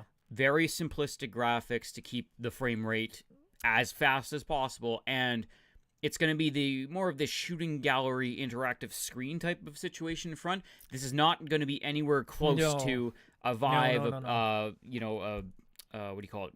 Rift, PSVR, like anything like that. On the lines of the Gear. You're not going to be able to look fucking behind you, or if you do, there's going to be nothing out there. Because yeah, you're right. It comes down to hard facts. The screen cannot handle the resolution. The frame rate is not high enough. They have to keep this as basic as a VR experience as possible. And granted, maybe the accelerometers, the gyroscopes in it are good, but they're like no such replacement will happen for actual head tracking and motion tracking they get with like a professional VR set. Not until the next few years, and even then you have, billion-dollar companies working on that, building it into the headset itself so it works. I don't care how accurate it is. Strapping a switch to your face is not going to be the same situation. They can be the most accurate accelerometers and gyroscopes in the world. At 60 frames a second, it does not fucking matter. So, yeah. Plus, again, accurately rendering a duck's colon. I don't think it's really going to. I don't know which one you're talking about. There's one. It looks like a fucking swan. Or actually, there's another one that looks like an elephant too, where you have like a trunk thing. There was the elephant one. Yeah. There's a blaster one that looks kind of like a bazooka or something. Yeah, with like the face. And then there's one not that looks a fishing like rod. There was a duck. It's a duck's asshole. All right, let's see this. You look it up. Yikes! It's the pack 2. Is that what it is? Or I don't even know. There's like 3 or 4 packs. Each one comes with 2 different types. And I mean, it doesn't matter how good the VR is. It's going to make you sick, but not as sick as paying like $60 for garbage origami. Because that's all Labo is, really. Let's see here. Yeah, there's the blaster. Oh, okay. Yeah. Yeah, you're looking up a bird's ass, basically. Yeah, exactly. I really hope that is not a flight simulator, because holy fuck, is that ever going to give you motion sickness? Like the Switch version of Lair. Yeah, like, oh my god, no thanks. It's like a flight sim, but you're piloting from inside the duck's colon. Oh yes, Ichigo, hi by the way. Yes. And we are going to talk about Days Gone, but I think that comes a bit later. It's going to be our big ticket today. So stick around there. Alert. That is going to be the big ticket. Generally speaking, the marquee thumbnail is our big ticket each week. So, shocking. It's the one that deserves the spotlight. Exactly. By the way, Left Alive makes Alpha Protocol look like fucking Gears of War. But it sounds like Left Alive makes any game it's compared to, look way, way fucking better, because that just sounds... Yeah. Dark Void was like butter. No, that's the thing. Don't even compare those two. I would actually go back and play parts of Dark Void. Yeah. And I'd like to think that a lot of my issues with the game are just based on disappointment. Only about 60% of them are. Because there's a lot of disappointment, but it's because the game's terrible. Yeah. Anyway, on Wednesday, the Gearbox official Twitter account tweeted out a tease image that can only be one thing. I mean, I don't even know why they call it a teaser, honestly. Yeah. It doesn't actually use the word Borderlands 3. Nope. But it was about Borderlands 3. It was the same art style. It's set in what looks like a post-apocalyptic desert. Yep. And it says exit number 3 at the top of the sign. So, and it's got like the font. It says, it says it's basically, it says in blood around it's March 28th. Yeah. And it's going to be that coincides with PAX East in Boston. Yeah. So next Thursday, March the 28th, they're going to have some kind of reveal. And I mean, if it wasn't enough, someone asked, and Randy Pitchford confirmed that if you're not going to be at PAX East, they're going to stream the event. You can watch it. Right. So you're going to see something about Borderlands 3 or Borderlands. Technically, it could be just one of those fake outs, because there is still Borderlands, the Game of the Year edition that apparently Blind Squirrel is doing of the original one. If they do that, people will burn their company down. Physically. They'll post that image of like the Square Enix guy at the Final Fantasy VII. Oh, yeah. Got us again. Got us fucking... Pitchford pulls off his head. He doesn't have the clout to stay safe from something like that, though. That's true. That is true. So no, like they might do both, because I think they have to announce I can see them doing both, definitely. Like, hey, this comes out next year, but to tide you over, here you go. Apparently that's been rated by some boards already. Yeah, so exactly. It's gotta be pretty close. It could easily be the type of thing of like, they show the trailer off, you can buy this next week, Borderlands 3 comes out early next year or something like that. The fall, I'm thinking, if they're going to reveal it now. Either way, I mean, it's the idea that we've talked about, though, the stopgap. Yeah. Don't make the fans angry by showing off something they either can't play for 5 years or something that isn't what they wanted. Yeah. Have that in between of like, you can play this while the other one comes out in 6 months or a year or whatever. You think about the typical Borderlands model. Yet the base game comes out and then they do like a year. They do 3 major DLCs and a bunch of little character ones, right? Yeah. So if you think that PS5 is going to be 2020, they got to drop it this year so that during 2020 you have something to play for the next 9 months. Mm-hmm. So you get one in January, one in like, April, May, and then one like August or September. Then you buy your new system. Hate Machine, don't give them ideas, please. Borderlands mobile, I will come to your fucking home and burn it down. And honestly, I'm super excited. Oh my God. Obviously, big Borderlands fans here and in the chat and everything, but I am so on that verge of excited but horribly scared of what they're going to possibly pull with this. Well, I mean, how could they possibly screw it up? Like, all they have to do is the same again, basically. No, the problem is I'm sure the game is going to be great. I'm sure it's going to look amazing. I'm sure it's going to play awesome. But I have a horrible feeling in the pit of my stomach they are going to microtransaction the fuck out of this game. I mean, because no different than they had in the past. Because they have no money. Yeah. And this is their last bastion. If this fails, they've got nothing. They have nothing. Oh, come on. They're owned by 2K. I mean, 2K will prop them up forever. You think so? Borderlands is when they have one license. Yeah. They have one license that's worth a damn to the public now. Well, they might come in and go, hey, you guys got to clean your shit up. But, but that's the problem is that they may be like, yeah, no, you guys fucked it up. We're just going to take this and close your fucking studio. Now, what I'm hoping on the other side of that is that for as much as a piece of person Randy Pitchford is, I'm really hoping he's of the mindset that, no, we're not going to screw our wonderful fans over that have been patiently waiting years and years and years for this game. We're going to run it like our typical model. Yeah. Here's your game. We're going to have a season pass for 3 DLC packs. Enjoy. And that's what I want from it. Because if they start doing an EA bullshit of focusing a bunch on multiplayer online and unlocking loot boxes and microtransacting the fuck out of everything, I honestly don't even know if I can support that. Like, I don't know if I can fucking play the game if they're gonna go that route. Who knows? And it better not have a fucking battle royale mode in it. Oh, Jesus Christ. Well, you wouldn't Because be if able they spend half their fucking development time on putting a battle royale in a game like that doesn't fucking need it, no, that is wasted potential and money. No, I mean, it just absolutely wouldn't support that. Plus, you have specific character classes like but guess what? There's a lot of other games that are trying it out that don't support it either, but they're fucking doing it. You have 4 guys, 4 different trees. That's all. I don't think you could do it with that game like that. I just couldn't. I don't think so. I don't know. We've seen bigger companies fuck stuff up like that, so we'll see what happens. I'm honestly hoping for the best because I love this series. So where does this fear come from? Like just because the change of the marketplace. Yeah. That's the way so many people are going now. I honestly don't think they would have enough money to innovate in that direction. That's the problem, though. It's simple to go in that direction. It's not that simple. No, it's easy to go in that direction poorly, yes, but not like the game adequately. Is a looter shooter. That is the premise of that type of game. That game plays directly into microtransactions. Oh no! Well, yeah, microtransactions. You literally open loot boxes in the game. Hang on.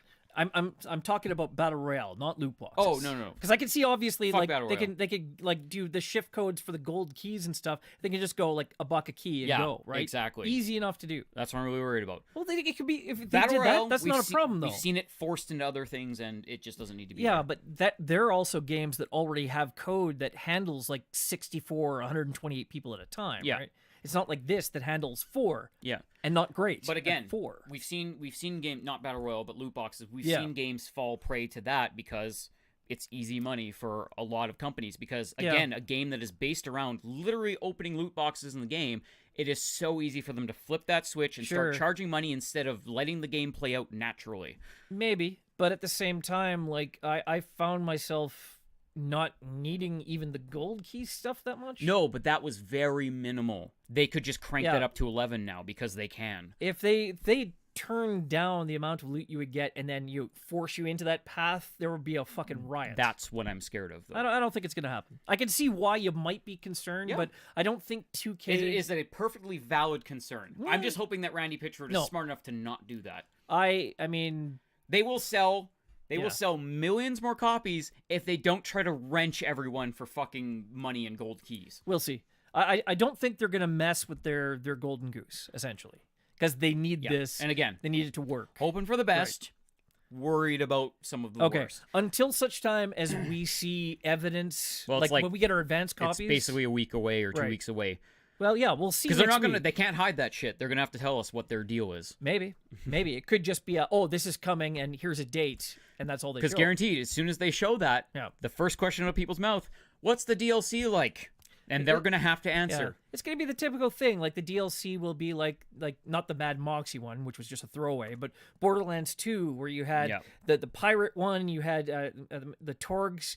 Whatnot, and the D&D one, which was amazing. Yep. Like they had really good DLC for 2. What I'm hoping for. Yeah. I really want them to do that because that works. Or even, actually, for that matter, even the pre-sequel. And yes, Hate Machine, I'm vibrating with rage because I don't want them to fuck up one of my favorite series. The pre-sequel gets a lot of flack because it was not actually made by Gearbox directly. I think it was 2K Marin that did it, but the pre-sequel is actually really good as well. It's like kind of the same way that BioShock 2 gets the same kind of flack because it wasn't the same team, but it still is a solid entry. The pre-sequel is actually a really good part of the game that actually talks about a lot of the canon of the game between them. And actually, if you look at it, because it's been bookended by characters from the end of the second game talking with characters from the pre-sequel, it actually has the most current Borderlands plot that we have to date. Yeah. So I want to see all of that come together now with the 2 characters from Tales from the Borderlands and have all of them, if not as playable characters, like in the story, like as background. Because it's supposed to be, if the plot goes the way it's going to be, like you going from world to world, from vault to vault. Yeah.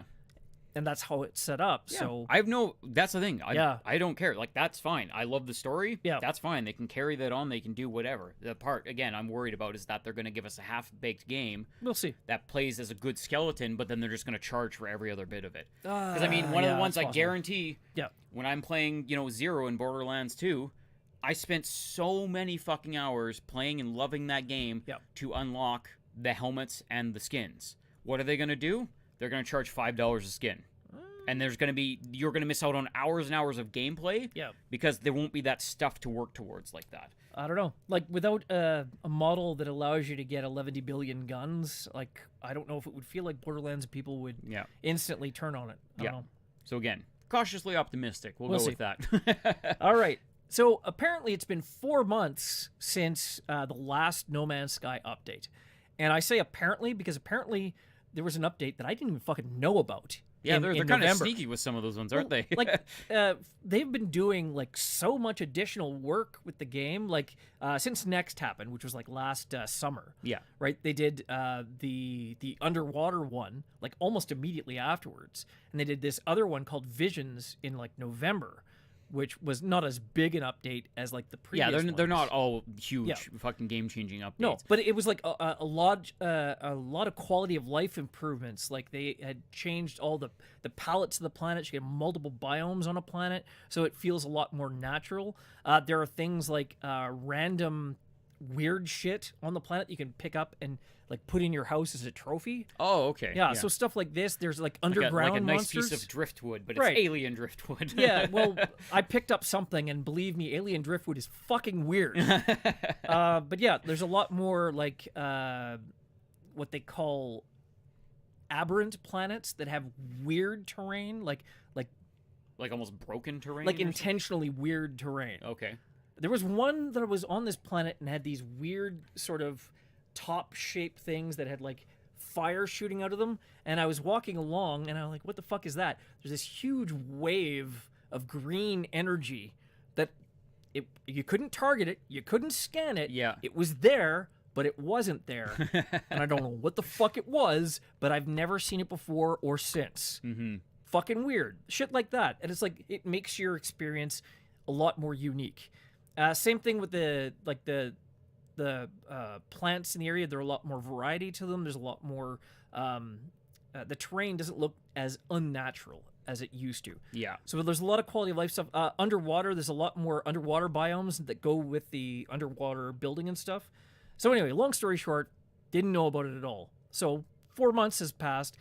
Just this last week, they've announced their next phase of development, and it is something brand new called No Man's Sky Beyond. Okay. And it's like Next was a jumping off point.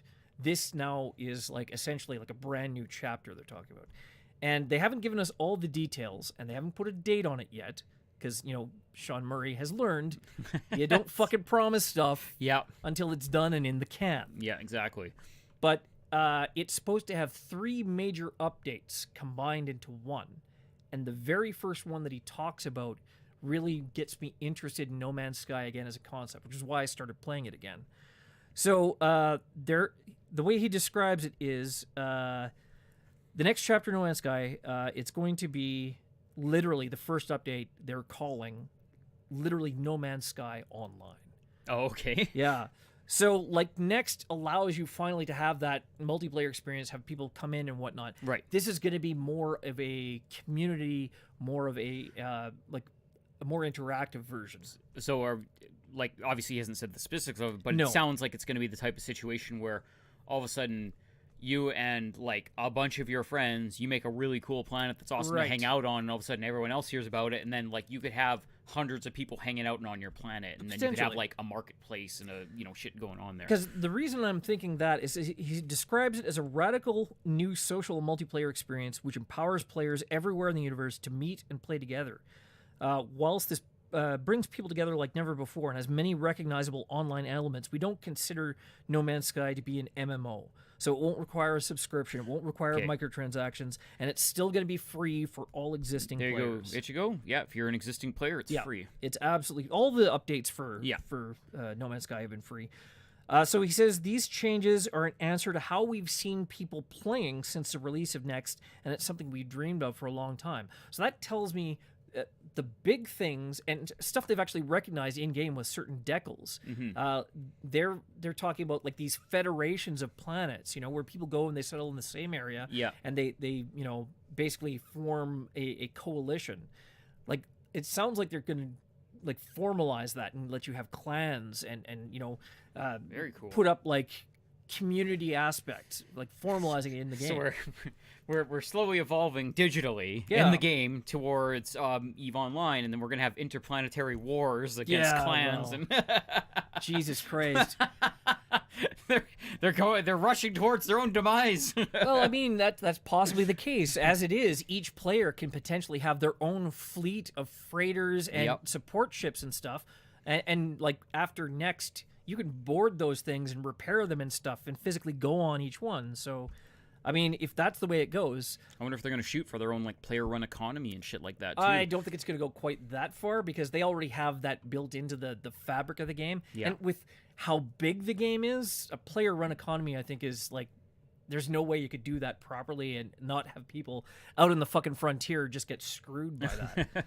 But yeah, like just encouraging that amount of interaction and community-based event kind of feel to it. It's honestly, we've said it before, but it's the type of comeback story that you want to hear in the games industry, Definitely. and they're nailing it every fucking time. I was actually having a discussion with some of the guys from PSU in the Discord about how long they can continue to support free upgrades for No Man's Sky. Yeah. And I was thinking about this, and I'm like, well, considering they sold like I think over 2 million copies in the initial week. And even after a bunch of people tried to get refunds and everything else that went on, the initial backlash, right? Every single time they put out an update, it's gotten a spike of sales and it's gotten like more Twitch replays. And that happens like consistently. So you saw it with Foundation, you saw it with Atlas, you saw it with Next, you saw it now with Beyond. It's DLC done right. You keep the player base happy, and you introduce new players to to that too, and you keep that flow of cash coming in. Yeah.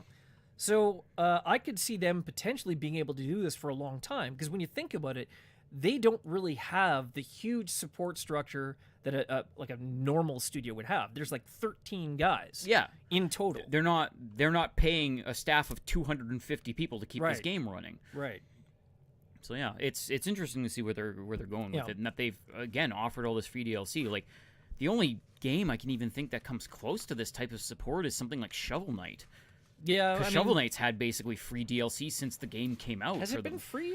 Most of it. They've had a few that you pay for, but they're like full story. It's almost like you're buying another chunk of the game. Yeah, again. so you can play like the whole game as the other character as well. Yeah, the whole thing. But then they've also released like Game of the Year editions that have all that stuff all included. So it's kind of but that honestly, that's the only game that comes to mind when I think of like Overwatch. Tons of like support that has. I mean, Overwatch it's Blizzard, whatever. They have 20 fucking million people playing that. Arc did a bunch of free updates and stuff too. Guys, you and Discount would know more about that one. That was kind of the same thing, but it was like in smaller chunks. He'd give you like a new type of creature. Yeah, and it wouldn't really add stuff. And then you get different tiers of equipment. Whatever. I mean, that's kind of the same idea, and those were all free as well. But you don't see it very often, and certainly not from indie developers generally. Yeah, exactly. So again, it's absolute comeback story. I love talking about it because I mean it's something so rare to see. They made good on their promises. I'm still enjoying the shit out of it. Yeah, clearly you've just fired it up again. So speaking of which, I don't know which update, but they've added equipment, like booster equipment for your vehicles that make them more energy efficient. Oh, okay. So you're not always constantly loading them with fucking fuel, which was a big problem back now you can just cruise around the planet a little more freely. Yeah, definitely. And especially now that there are a lot more like random underground things and mines and stuff to find. There's like procedurally generated crashes and debris and stuff you can find on worlds, so you can mine for like scrap and equipment and technology. Oh, okay. So there's a bunch of random stuff too in the game. There's a lot more rewards for exploration, and it's not just a dead world all the time. Cool. So yeah, they've definitely added a lot to the game. I'm enjoying it a lot again, and I enjoyed it a lot consistently each and every time. So anyway, if I said the phrase "Hello, my friends, stay a while and listen," what does that remind you of? Don't you have phones? No, that is We're not talking about that. Of course, it's Deckard Cain from Diablo. From Diablo, like his signature line from the real. Everyone original knows Diablo. it was someone's best Sean Connery impersonation in that game. Oh, my friend, stay a while and listen. So Activision Blizzard is actually teaming up with Good Old Games to bring out the original Diablo on Good Old Games, and has not been available for years. Yeah. That it always struck me as odd too, because Diablo 2 has always had a huge fan base. Yeah. People still play it to this day, running their own servers, like all that kind of stuff. They haven't gotten to Diablo 2 yet, but they have put out the original Diablo on Good Old Games. Yeah. You can go buy it right now. It's like $10 US. It's $13 Canadian. And it's going to have out-of-the-box Windows 10 compatibility. It's got a bunch of bug fixes that have been added since. And you can pick either version of the game from a launcher. So if you want to play the original crap version or the... like upscaled version of it, basically. In any case... I would love to go back and play that, because that's probably one of the first games that actually got me into playing dungeon crawler, like isometric dungeon the original roguelike. Because I didn't do games like that. I never played games like that. I was always like a console guy. I liked my action platformers and racing games and stuff like that. And then my buddy got it for his computer, and I started playing. I was like, this is glorious. I have never played a game like this, and it was so fucking enjoyable. Like the music, Deckard Cain, of course, like that stuff is grilled like into my fucking mind machines, now. like original Diablo doesn't really stand up. And that's the thing. Maybe it is one of those things that'll be a little more nostalgia than gameplay, but I would love to go back and play it again just to see, just to see what's up and like kind of relive some of that stuff. Diablo 2 has always been like one of the best games of all time, basically. Yeah, it still holds up. Like, because it was Diablo 1, but just everything better. The only reason it might not hold up is because, like 640 by 480 screen. Yeah. Aside from that, the gameplay is essentially unchanged between the three of them. It's just limited in the equipment and the weapons you get and stuff. But it would still, I would love to go back and just hear that music again, reread those stories, interact with those bosses and all that stuff. Command and Conquer remaster, that's EA. I mean, it's happening. Don't you have a phone? It's happening, and it's happening faster than they expected, because they have to make up for that shit show that was on mobile, which apparently is still making a lot of money for them. I don't know how. I don't know why people are playing mobile games. It's probably the Asian market, like that. Have, it must be. It must. They must have just like shipped it to the Chinese market and said, "Here you go." And maybe they didn't even know what the fuck it was. They're like, "I love this," and whereas everyone else that's actually played Command and Conquer, they're like, "Fuck you, EA! How dare you!" If I spent an hour on the train every day, maybe I would like Command and Conquer. No, you wouldn't. Rivals. That's what it was. Terrible. Anyway, so in addition to the original Diablo, you can expect that they're going to actually bring out on GOG the original Warcraft, Orcs and Humans, and Warcraft 2. Okay. I will get Warcraft 2. I will not touch Warcraft 1. Oh, no, it's the recent... It's like the remastered ones. It's Warcraft 1, unless it's remastered to play like Warcraft 2. Warcraft 1, I remember playing Warcraft 2, and then my cousin had Warcraft 1 on his computer. I was like, oh, I never did play the first one. I went back and I tried to play it for like an afternoon. Yeah. It was so grating and go on. So archaic compared to Warcraft 2. I was like, I can't do this. This is fucking terrible. Join the army, they said. See the world, they said. I'd rather be sailing. A-Machine, he's a big Warcraft fan. Warcraft 1 is painful compared to 2. Compared to 2, but when you're playing it at the time in that era... that doesn't count anymore. If I can just get Warcraft 2, then... Yep. Whereas I will go back and play Diablo 1. I have fond memories of that one. Warcraft 1, just no. Well, it's like looking at the original StarCraft until they did the up-resed version. Like, you had to play that tiny thing. StarCraft plays like Warcraft 2 because they came out at the same time. Not of the size of that screen, though. Nothing about the size of the screen. Yep. It's the controls. Yeah, they fixed Warcraft 1 is archaic. You can't even click on multiple units in that fucking game. Yeah, you can drag a box. Yeah. And then if there's anything outside of that, you have to redo it and then re-click. You can totally do that. By the way, no, they're gonna add all that stuff, all the modern control conveniences. Everything is top-down grid-like too. Well, it's all top-down grid-like, fake isometric. It's right? fucked. I ain't buying it. Right, Warcraft 2, I will absolutely get because that's a great game. Activision Blizzard's not getting your $10. They'll just no. EA is not getting my money. Well, EA. That's what I'm saying. I never said I wouldn't give money to Activision Blizzard. It just has to be very specific. No, well, that's Warcraft. Warcraft is Activision Blizzard. EA is the Command and Conquer thing. You missed my point. I did miss your point, apparently. All right, we got some quick hits. Okay, so first of all, from the no shit file. stuff that is so obvious that you don't even need to say it. So at South by Southwest Gaming 2019, Sonic team head Takashi Iizuka. Is he like one of the Sonic creators? Yeah, or? he's the head of Sonic team. Okay. He says they're working on a new Sonic game. Okay. And that's all. Oh. That is literally... Did he have like a big conference and walk out on a stage and be like, yeah, we're making a new Sonic game, yeah, and then people cheer and he just leaves the stage? Like, I is mean, that literally that's what basically happened? it. Like, so you used to see like in the where was it Tekken or something? You know, where Tekken is coming to the PlayStation 4, and we'll have more to show later. And Please be excited. Yeah. Please clap. Why did you even fly from Japan? It's like a 13-hour flight to say one line that's going to disappoint everyone. You literally could have tweeted that. Right? Jesus Christ. Anyway. And they probably would have had a better time with it. Yeah. So, one more thing from the no shit file. There's a rumor going around last week that Sony was in talks to buy Take-Two. Oh, yes, of course. Yeah, I read about this one. And while I think it would be technically possible for Sony to scrape up enough capital to purchase Take-Two, they would be emptying their piggy banks on that one. Yeah, because it would. We're talking about Sony as a corporate whole. Yeah, not just the PlayStation division. Not PlayStation. Yeah. Sony. Yeah. So even if Sony as a whole, and like we're including their fucking hit and miss movie division, which has missed a lot more than it has hit. I think it's about 95.5 on that one. Literally, like there's Spider-Man holding up the rest of the fucking studio. Like basically that one and Baby Driver, I think. Baby Driver is really good. Okay, sure. But anyway, while it would be technically possible, I'm pretty sure that Take-Two has like fuck you money. Yeah. So they have fuck you money, they have fuck you power and clout. So yeah, it just wouldn't happen. I don't know how anyone could even buy into that rumor. Even really. Rockstar under Take-Two alone has fuck you money. Yeah. So what's the use of having fuck you money if you can't tell Sony fuck you? Mm-hmm. So I don't know.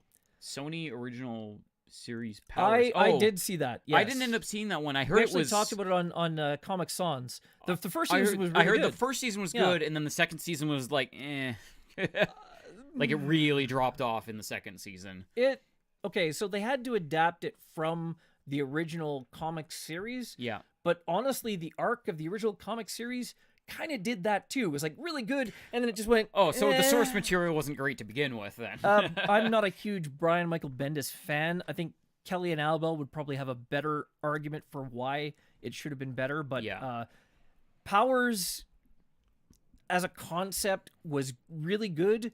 I don't think maybe it had the money behind it or the production quality. It was a little more not an indie project per se, but it wasn't their top tier. We're putting hundreds of millions of dollars into this. I mean, it had a really good cast too, but like the main character was the guy from District 9, whose name escapes me. Charlton Copley is a weird fucking name. Like the guy that played the Jaguar or whatever the crazy guy was. No, he was all jacked up and the everything. Office guy. Oh, like just from District 9, who like mutated into the thing. Yeah. Charlton Copley, I think is his name, and he was the main character. And then what's her face, who played Admiral Kane from Battlestar Galactica. Yeah, she was also so. In it. They're a good cast. And they're just not A-listers. Well, and Eddie Izzard played the antagonist. Eddie Izzard just loves playing weird characters. No, he'll just show up wherever he wants to. He would literally he consumed people to get their power. Yeah. Literally. Sounds like another show that we've saw and ended up crashing and burning too. Yeah, but it's like that, except if Sylar was a cannibal who could eat you in about 8 seconds with a wave of blood across the floor. Eddie Izzard in this role was fucking menacing. Yeah. Yeah. Eddie Izzard in real life is quite menacing, actually. He's hilarious. He's a great comedian, but as an actor, he's doing, I think, way better. He's intimidating. He is, as a tiny little British man. Yeah. Transvestite British man. But what about the tester? We don't talk about the tester. We don't talk about the tester. The tester did not pass. Anyway, I'm not sure where that came from, but we'll move on from there. So Techland, speaking of adaptations for multimedia, Techland has announced that they are no longer actively working on a Dying Light movie. Okay, that surprises no one, I think. I mean, it's so crazy to go in and try to work on a video game movie these days. It's either you need something completely unique and coming out of left field, or you just need to have the biggest AAA Hollywood studio working on it to just throw money at it. Well, I mean, I think Dying Light as a concept works a lot better than Resident Evil. It's a little more open-ended, absolutely. You don't have as much of a core story to tell in that one, but also if it's coming directly from them, that's where the problem lies. They have money to make games. They don't have the money to also make movies. Well, I mean, it's not like they have to make the movie. They just have to license it out. It all depends on how much. But weren't they trying to kind of like make it themselves? I don't know. Apparently, here's the thing. The game's lead designer was Timon Smetkala, and he says there's some talks about it, but with movies, it's never an easy process. And in fact, he a few other things, but he says, I would rather see a movie about Dying Light 2, which I think is infinitely more interesting. So maybe they just decided, since Dying Light 2 is turning out so well, if we're going to come into it, we'll come into that being the Dying Light and plot. again, they have that ability to be like, this is what we're making the movie about, so deal with it. Because Dying Light 2, as I understand it, is more about the outbreak, like, way after the fact, where there's like colonies of humans that are like actively it's like against each other while resisting the zombie outbreak and shit. Exactly. That's more interesting because Earth has kind of settled into its new era. Right. I think that would offer a lot more storytelling. Yeah, so maybe it's also tied to their cost cutting that they did because they stopped doing their third party publishing last month. I mean, easily could be. Yeah. So on that same topic, on the other hand, for Blizzard Entertainment, we'd heard some rumors before about them doing their Netflix series, right? Mm-hmm. Literally this week, they filed a trademark on March the 8th for downloadable films and movies featuring narratives based on a video game and provided via a video-on-demand service under the wordmark Diablo. Yeah. So that is basically 100% happening now. So whether it's Netflix, which it almost certainly is. I mean, they're hitting it hard with the other stuff already, so I would not be surprised. And the writer, Andrew Cosby, he had said it was probably Netflix before, and then they deleted that text. I mean, that tweet. If we get Diablo, Castlevania anime on Netflix, I'm sold. Castlevania. So, and very recently, Andrew Cosby, since he deleted the one where it like called out everything that he shouldn't have called out. Yeah. He tweeted very recently, like in the last couple of days, says, it's killing me that I can't talk openly about my new super secret project because my new super secret project is just so freaking cool. Soon, very soon. So, I mean, it's if they've did their word mark, they're gonna go ahead with it. The cat is out of the bag now. Yeah, and that's usually the point at which the marketing catches up with everyone's knowledge. Mm-hmm. So they have to pull the trigger. Yeah, it'll be interesting what actually comes out of that because I mean, Diablo either way is a great fucking license to work with, but it'll be interesting to see if they do live action animated computer like CG stuff. Like, I don't know, who knows. It'd be interesting. Like as a live action, I don't know, but as an anime or as a CG, that would be great. Yeah, because I mean, we know that they make great CG intros and cutscenes, so... right? Like the opening sequences for like StarCraft and StarCraft 2 and even like the Brood War, all that shit was amazing. Yep. I would like to see a whole movie like that. All the stuff they did for like World of Warcraft, like all that stuff was stellar. Except that movie was awful. Well, they had nothing to do with that movie though, other than saying, "Here's our license." The movie was awful. Yeah. No. Anyway, Dragon Ball Xenoverse 2, obviously the sequel to the very awesome game, the original one. Yeah. It's coming to Japan this week as Dragon Ball Xenoverse 2 Lite as a free-to-play version. Okay. So it's going to allow players to check out the beginning of the game. You can check out parallel quests and the Hero Coliseum. Apparently you can do all of the Hero Coliseum. Right. And then if you buy the game, your save will transfer over to the existing game.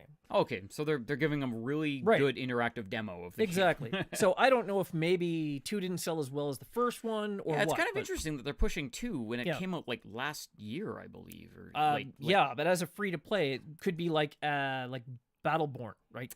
It went that way because they had to. And it definitely has a basis for that type of thing. Like the game very much feels like that. Again, because it was based on more or less an online like World of Warcraft like MMO kind of thing anyway. So but no word of a Western release yet, but chances are, if it's hasn't sold that well in Japan, probably hasn't sold that well here. The first one was great. The second one I thought was just more of the same. I own it. I enjoyed it. There you go. Going back to Diablo, Hate Machine says live action would be fucking epic if they do it right. Yes, if they do it right. Yes. And again, if it's Netflix and Activision Blizzard has kind of their hands in it and stuff, I'm sure they would give it the time of day. Like they wouldn't just be like, here's our license, go with it, because I think they learned their lesson from the World of Warcraft movie. I maybe, but then again, it could turn out like Netflix's version of the Death Note movie. No, that was completely different. Also a terrible movie. Yeah. Okay, Microsoft finally has done the thing that I expected them to do at some point that has made owning an Xbox One effectively pointless. Yeah. They're releasing the Master Chief Collection on PC. Yeah. And more often, they're actually sweetening the pot for existing Master Chief Collection owners and new ones buying the PC version. They're throwing Halo Reach in the mix, which is one of the better ones.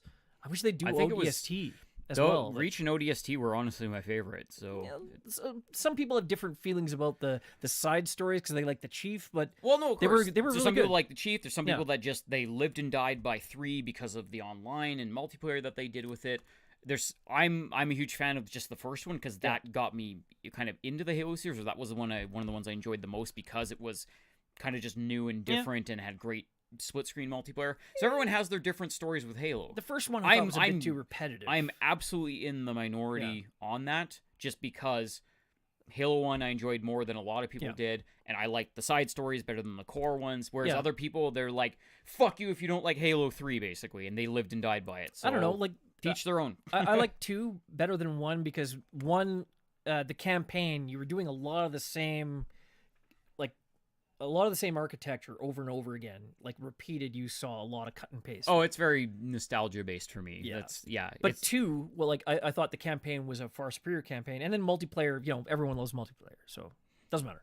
It's coming to PC. There's no date on it yet. There's no date on when Reach is coming to the Xbox One either. But since Crackdown 3 turned it out to be, oh my god, like, that was the thing. I wanted Crackdown 3, and I wanted the Master Chief Collection. I went and watched a few reviews of that. Wow.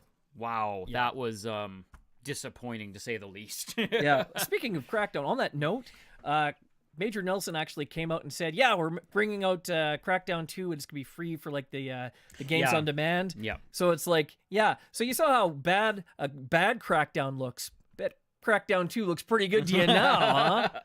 Especially because it's free for a while. Motherfuck. I feel like they would have sold like under 200,000 copies of Crackdown 3 if they didn't just give it away for free on their Game Pass. Probably. And the lack of Terry Crews, like, I'm sure that would have just cratered. Yeah. All right. Indie developer The Behemoth tweeted out a picture of 4 Switch Joy-Cons in the Castle Crashers colors. And then the day after... the PS4 controllers. Yeah, like all the lights, right? And it glowed on some very cylindrical helmets. They're very distinctive cylindrical helmets. Yeah. So obviously we're getting the colors Castle alone. Crashers. They could have had, from the Behemoth, they could have had just 4 color swatches, and people would have been... Yeah, Castle Crashers. And they basically did, right? It's the 4 Joy-Cons. Then when they added the helmets and stuff, and then someone said, what about the pink Knight? And they tweeted out a picture of just the pink. Yeah. So it's like, okay, it's Castle Crashers. Yeah. So I love Castle Crashers. I played it a lot on Everyone the PS3. Does. They it came on the 360 first, came to the PS3 like a year later. Yeah. To have it put it again? to Steam. Yeah, it was on Steam, I think, since the beginning. Fucking spectacular game. Fun multiplayer game. I'm really hoping there's a 2 attached to the end of it because I want more. Man. That would be good too. I want more. Yeah. But hey, a remaster would be great anyways. But yeah, because the love that I have for that, and it's been so fucking long, I would love to see a 2. Yeah. I mean, even if it's just a remaster, that's great. If it's a 2, that's amazing. I would love to see that. Jesus Christ. Okay, so speaking of which, completely off topic. You remember, we always have a good love of the Mad Max games. Of course. Yeah. So it turns out, at the time, one of the guys who works now for Remedy had worked for Avalanche Games back then. Okay. And so did Cory Barlog. Oh, shockingly enough. Okay. Like, he had left, I guess, he worked Sony at Santa Avalanche? Monica. Yeah. Oh. I guess he left Sony Santa Monica and came back afterwards. Yeah. Long story short, there was an interview with the guy from Remedy. He's talking about Control now coming out soon, right? Yeah. And as part of their questions, he mentioned Mad Max, and he talked about how he loved working with Cory Barlog on Mad Max, and you see sort of the single shot following Mad Max through the scenes, like, come to fruition in God of War. So he wanted to do that there, and he didn't really get a chance to fully express it. Oh, okay. So now I know why suddenly Mad Max like really grabbed me, like the audio composition, the gameplay, everything else, that whole loop. Because Cory Barlog was running the fucking show. Yep. You got that talent behind the scenes. It's going to show. Yeah. I mean, not that Just Cause was a bad game, but, you know. No, it's a different tone, though. Mad Max was supposed to be a little more heartfelt. Yes. I became a fisher of men. So, yeah, that's why Mad Max it grabbed me as much as it did. Cory Barlog. So, anyway, similar story. Days Gone creative director John Garvin. Turns out he was also writer-director on the Siphon Filter games. Because that's Sony Ben's bit, right? Yeah.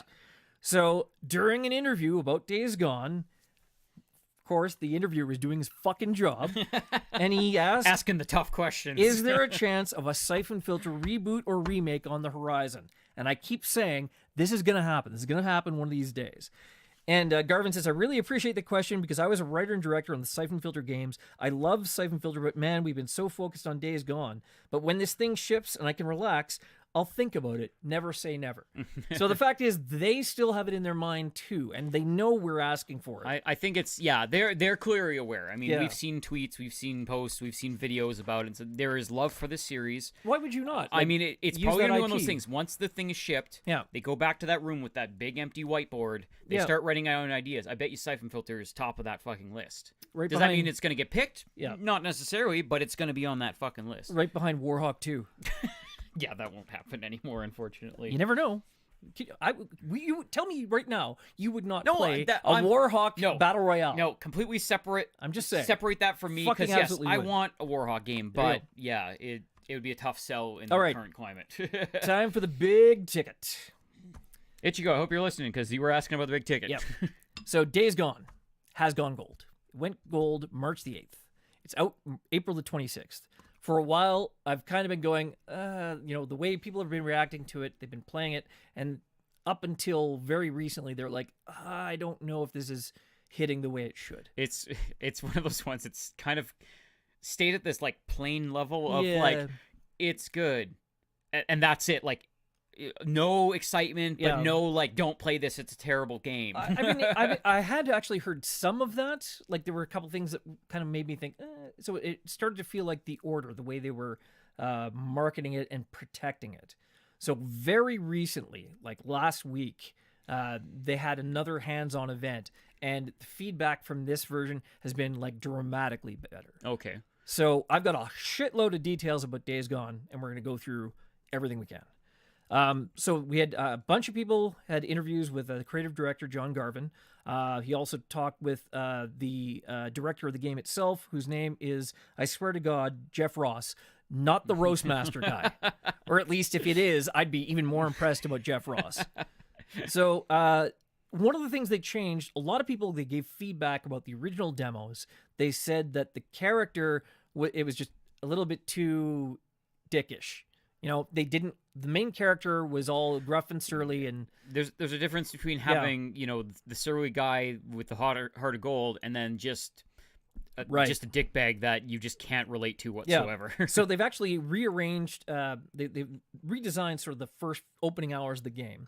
And instead of it starting with like the cold open on the mission, which you saw in sort of the trailer, which apparently was supposed to be the very, very beginning of the game, it now has like a cinematic opening before the outbreak, and it takes place in Farewell, Oregon, not at all like a sort of a last words kind of thing. So it shows Deacon and Boozer and Sarah, who is Deacon's wife, who you saw like briefly in the original trailer. You're going to see a lot more of her now throughout these flashbacks, apparently. Right. So they've all been wounded in the chaos. They're trying to board a helicopter for evacuation, and there's only limited space. So Deacon says, you take Sarah, and me and Boozer are going to like fight our way out, basically.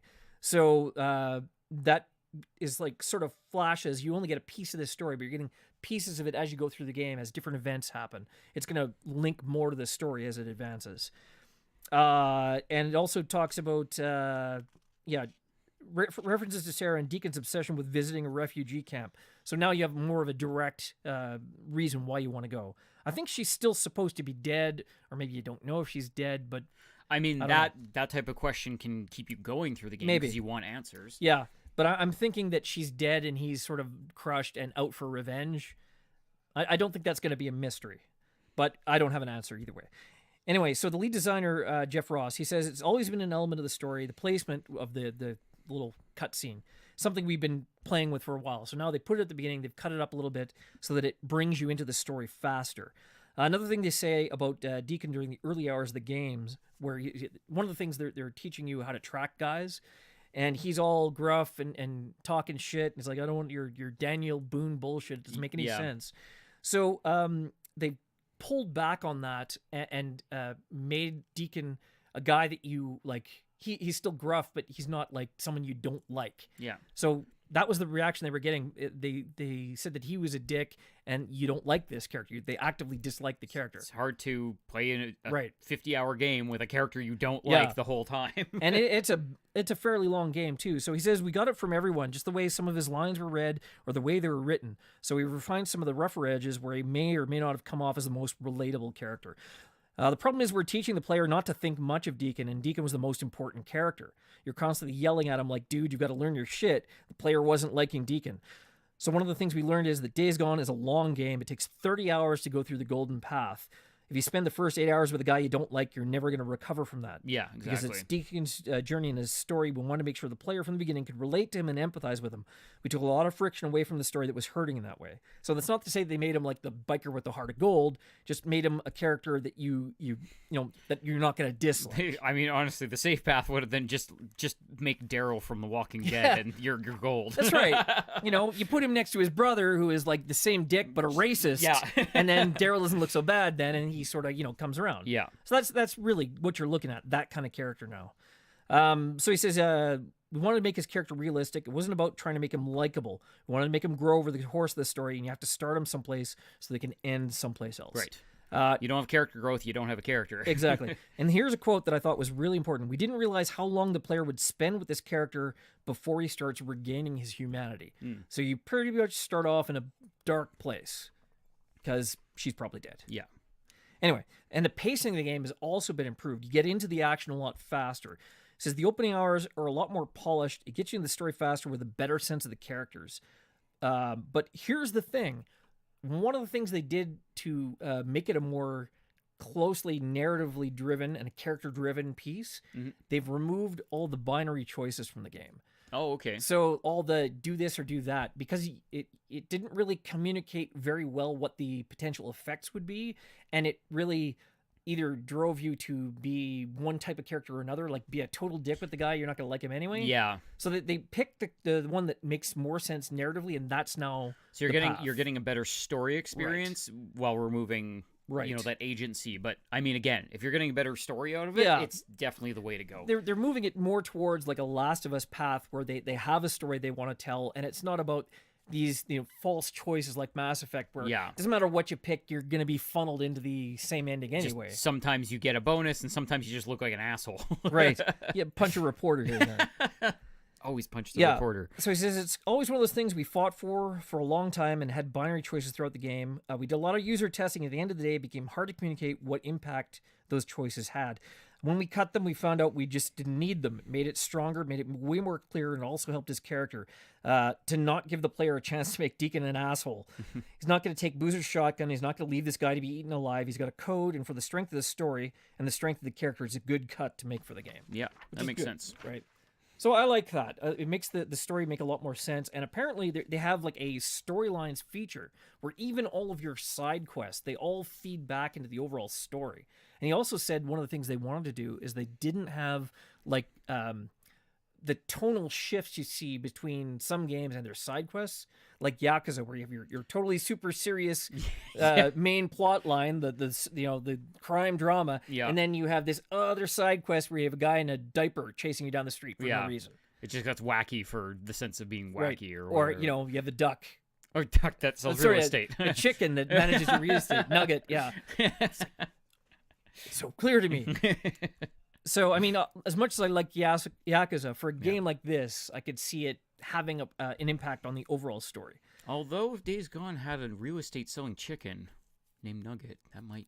Who would you sell real estate to in the post-apocalypse? Hey, you're trying to kickstart the economy. That's the problem, though. In Days Gone, since they're not actually zombies, you have animals that are as well infected with whatever that this thing like rage is. virus or Yeah. whatever the hell it is. So you have an enraged bear, or you have like enraged dogs. Oh, great! and That's shit. what we need. Yeah. Bears are bad enough on their own, Right? If there's a freak or a cougar, I am out. I tap the fuck out. Jesus It's just gonna Christ. fly. Yeah, Ranger Cougar's like, lasers from its eyes, it just flies. It goes invisible. Anyway, so talking about this world again, the survivor encampments, they do some really interesting thing with the survivor encampments. So in order to do fast travel from one location to another, you have to wipe out all the freaker nests in the area. And once again, these aren't undead. They actually like hibernate at night. They have nests. They build them like in caves or in buildings and shit. Yeah. So you wipe out those nests, you wipe out any bandit encampments in the area, and the more work you do for a particular encampment, you get like credit with them. So it's like your reputation with them rises. Makes sense. And that's how you get, there's no currency, there's no bottle caps, right? It's not bullets like in Metro. Mm-hmm. So there's no magically universally accepted currency in this post-apocalyptic world. It's just this particular camp likes you more, so they will give you access to their like shit. you, yes or no. Yeah, but it's like not even a yes or no, but like there's a range. Like the more they like you, the better stuff of theirs they will let you have, right? So food or crafting materials or a weapon or parts, things like that. Throwing knives. Throwing knives, exactly. So that's really cool. So it doesn't matter. Like you go into a new encampment, they don't know you from Adam. They're not going to take your shitty bottle caps, like, Fallout for some reason. Everyone agreed that these have value for no good reason. Yeah. I mean, it made sense mechanically, but was stupid thematically. So the same thing in this. And also the fast travel, not only do you have to like make the area safe to activate fast travel, but they have to make sure that there's no like freaker outbreaks or nests between one location and the location you're traveling to. So you can't just, if this is your fast travel, you can't just go through a bunch of nonsense to get to this other place. That makes sense. It does make sense, right? In this world, all these side quests are connected to the overall quests, and it like advances you in certain ways. So and all of them sort of integrate together into the overall plot. It gives you a bigger sense of this world. I really like the way this is being described. There's also a lot of emergent events that happen like randomly, like those ambushes they talked about. Yeah. So stuff like that, or like freakers that will come and attack you. Like they might actually like dive out and like hit your bike wheels, will like knock you off your bike and shit. They don't need cougars. They No. literally just have freakers that'll do the same thing. I mean, a that's cougar will do. bad enough, right? Except they won't kill your horse at the same time. Just damage your bike a little bit.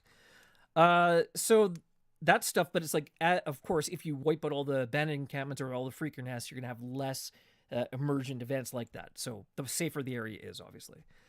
But enemies actively attack each other, too. Oh, okay. Yeah, so it's not only like the freakers and the bandits, but like different types of freakers will attack each other as well. Cool. So you can use them against each other. You can kind of like play stealth. I was gonna say, so I really hope that they have this mechanic in the game where, freakers kind of like zombies are drawn to, noise or fire or light or something like that. Yep. And you're near abandoned encampment, and you pull some freakers and you throw them all into a cocktail, and they just storm the fucking walls. They said it happened like where they lured like a freaker horde into a middle of a bandit camp, and it's just let them fight it out, and you deal with whatever's left, right? And it plays out differently every time depending on which types of freakers it's the AI interacting in different ways and where they enter and all that stuff. So yeah, that's cool. Like I love the sound of that type of thing. Yeah, and they also talked about some of the new different types of freakers that are in the game, like stuff they hadn't shown before.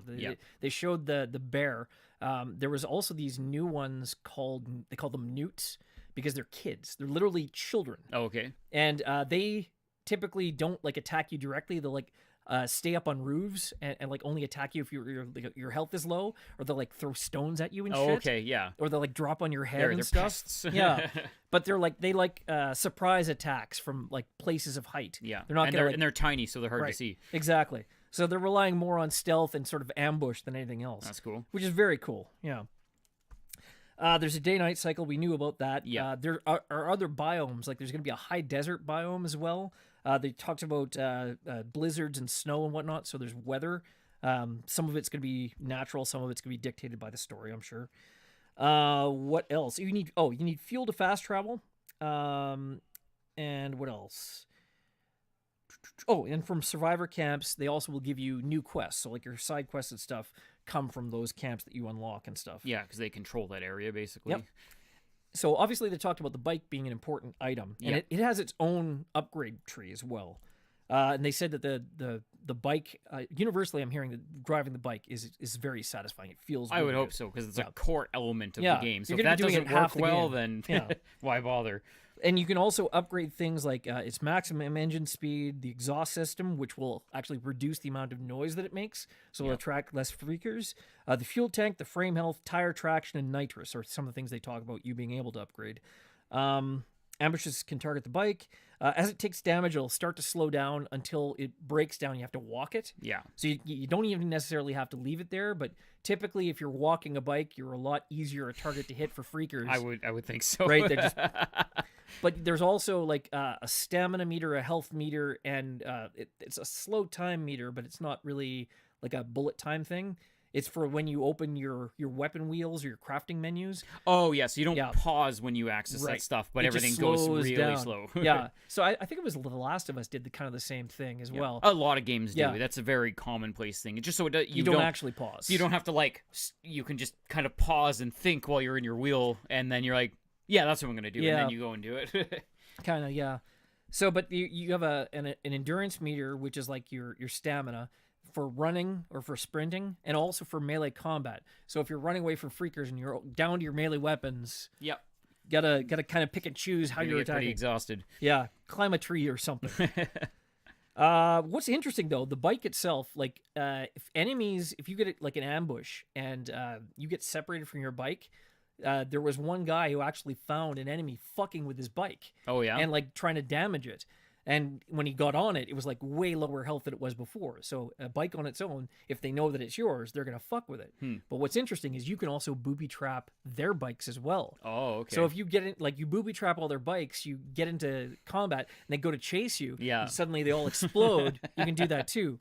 Granted, I mean, you're probably going to be able to scavenge less parts from a dead bike, but still. But that's kind of neat that like it's important for the enemies as well, and they recognize that. Yeah.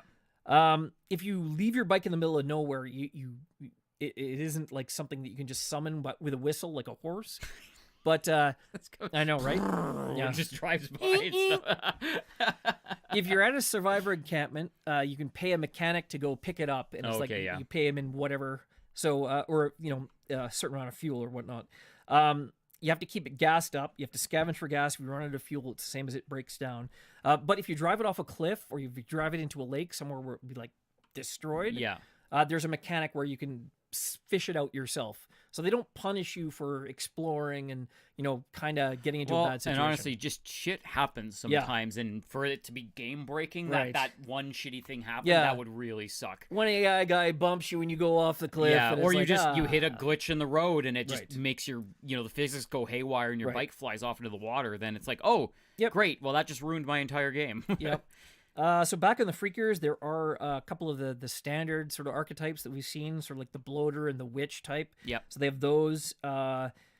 Apparently, the Freakers also have like a cycle where they go and do stuff. So they will actively go eat and drink. They'll make nests in caves. And they will, when food is scarce, they will cannibalize each other too. Oh, all right then. So yeah, it's not a happy game. Crafting is still very important.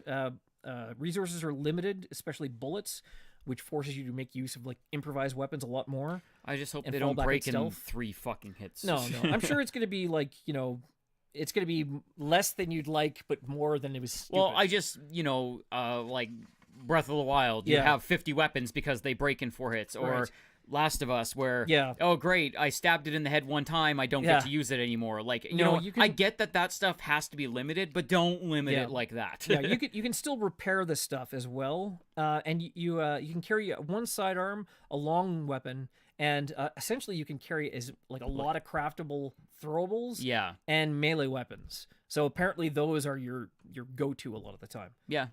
Makes sense from them saying that there's not a lot of ammo and stuff like that. I bet you $5 you can fucking take down a guy in this goddamn game. I hope so.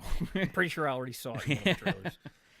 But anyway, guns that you buy always go to your locker. So you'll have access to a locker in any encampments you'll have.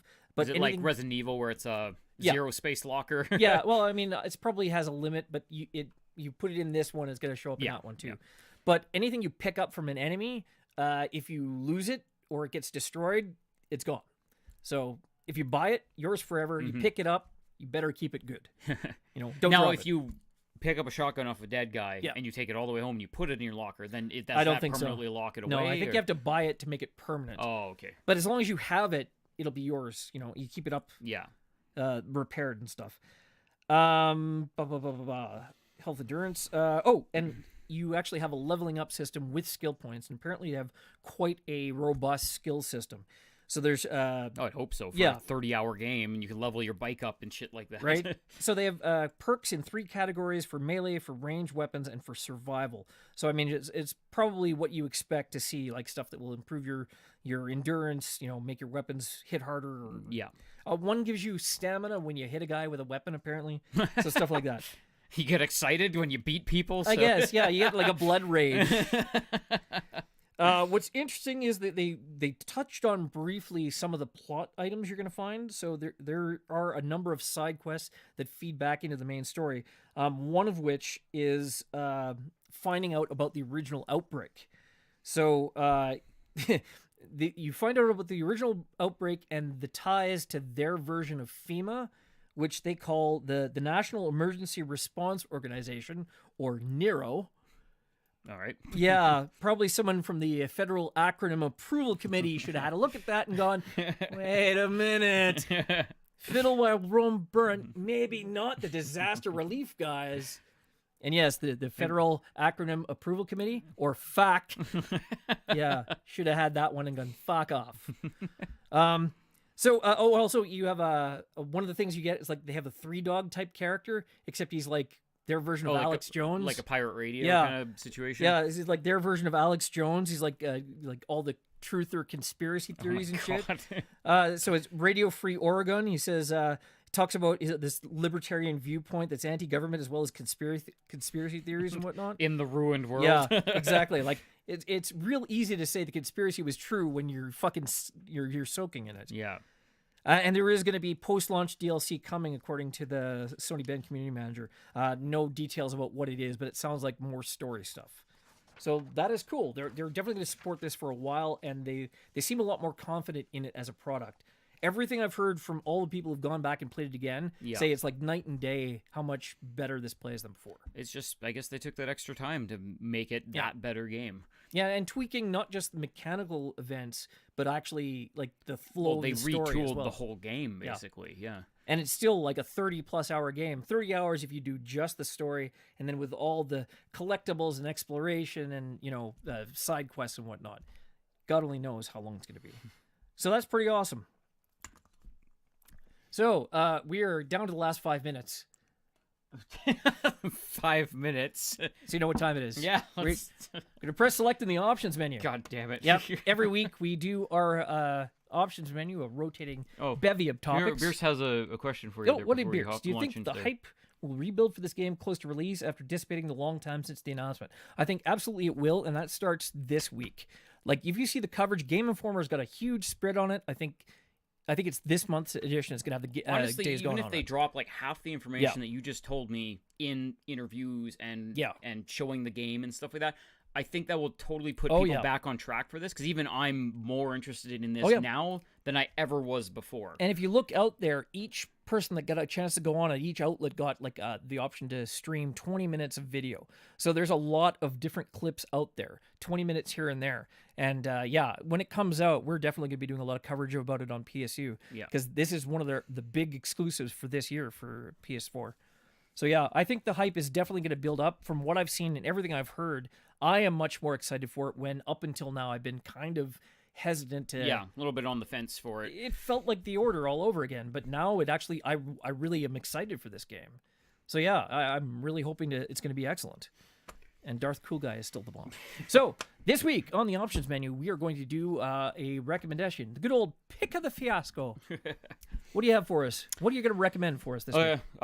Short and sweet on this one, which is, I guess, good that we're doing this one tonight. Yes. Okay, so I've been watching a lot more YouTube on just game reviews, talking about old games, and just some nostalgia-based stuff and everything like that. And I came across a channel. The channel is just called Dandr0id. Okay. But it's a guy from the UK. He goes by DJ Slopes because he's a DJ by his night job and stuff like that. But he has his own kind of channel and stuff that's just called Dandr0id, but he goes by DJ Slopes Game Room. Okay. And so he does a lot of news and reviews on games and stuff like that, but he's a huge nostalgia fan. And not only being from the UK, but he's also a big Mega Drive fan. Yep. Genesis for us in North America. Right. So it's been really interesting to watch a lot of his stuff. My favorite videos that he actually puts out are called The Complete History of. Sure. And it's literally the complete history of a lot of old school mascots and stuff like that. Right. Shit that I didn't even know existed. Not only just on Sega, but just in general, because he's a huge Sega fan, so you will see a lot of that on his channel. Yep. But he'll cover other things. But just watching these complete histories that range anywhere from about 18 minutes to like 35 minutes. Complete history of everything about where the mascot came from, the systems it's been on, the games that have been made, the controversies, everything like that. Yep. They are so well produced. And the guy has, a great classic British accent, so it's just presented that much better. And he just does phenomenal work on this stuff. A lot of his videos are just awesome in general, but the complete history of are the core series that I love from his channel. I think I've seen some of his stuff before. And you probably have. I think he has like 650,000 followers or 800,000 or something like that. So he's quite well known kind of in that nostalgia type category. But great stuff. Go check out his YouTube channel. The complete history of Strider. And he did one of like an old Genesis one called like Starfly or something like that, or Starfy or something. It's like this little cute star mascot. Ristar. Ristar, that's the one. So that one, and old Amiga systems of like I think Bouncer or something. He's like a tennis ball mascot, and Super Frog, and like all these really, really old school nostalgic ones. Did the complete history of Seaman. Yeah. Just really, really interesting stuff. So go check his channel out. It's great stuff. And what I said was Seaman. Yeah, say it separately. Yes. I'm not saying he's going to jizz on you. I'm saying that the weird fish with a man's face. And even then, I was learning shit. I didn't know that they made one for the PlayStation. I didn't even know that they made anything other than the first and the second game. They had a mobile game, like on old school mobile phones. So, but it was only in Japan. All of this stuff I see, and him being a Mega Drive guy, not one goddamn Phantasy Star video. Well, he's still going. He's going strong. Disappointed. He literally has, so many to go through. You make me sad. Also, no, actually, that's fair because he is not a JRPG fan. Oh, well. So that might throw a wrench in that. Sega and Phantasy Star, though, they didn't have Final Fantasy. They had Phantasy That's not Star. to say he wouldn't do it. It's just not going to be top of his list. Sure, fair enough. Okay, what do you got? What am I going to recommend? This week, I'm going to actually recommend that you go and you try out Bomber Team. Bomber Team, yes. Bomber Team, because I had a lot of fun with that. I remembered how much I liked that game back in the day. So your elevator pitch is it's FTL in World War II as a bomber pilot. Essentially, yeah, except there's also more of an active element to it because you're maneuvering all of your guys. You have a pilot who's piloting. You learn maneuvers to evade flak and to like corkscrew to avoid enemy fire. Yeah. You have to like target enemy fighters so that your guys in the different turrets will actually shoot at them. You'll have a mechanic that you have to send to like fix anything that breaks down, like your hydraulics or your electrical system, or they literally do climb out on the wing to fix an engine if they have to. Not 100% realistic, but more fun. Yeah. And your mechanic also from his station, you can activate like the fire extinguishers like on the engines and stuff. And then like if a guy gets shot by enemy fire, there's literally like you can put first aid kits on equipment racks, go out and treat a guy and put him back to work and stuff. So there's a lot of like FTL dealing with 5 separate fires at once. Yeah. Some of them are literal fires. all at the same time trying to like return fire and like bomb a target or take pictures of a target, Right. or drop supplies for your troops or something, right? So there's always the mission going on while everything else is exploding all around you, and trying to navigate through Europe while there's flak, there's radar, all kinds of stuff you have to think of at once. So there's never enough time to do everything, and it's all happening in real time. Yeah. So a lot of fun, excellent game. Yeah. Yeah, FTL, of course, being one of the most, like, the biggest indie darlings of all time. So just based another game on there.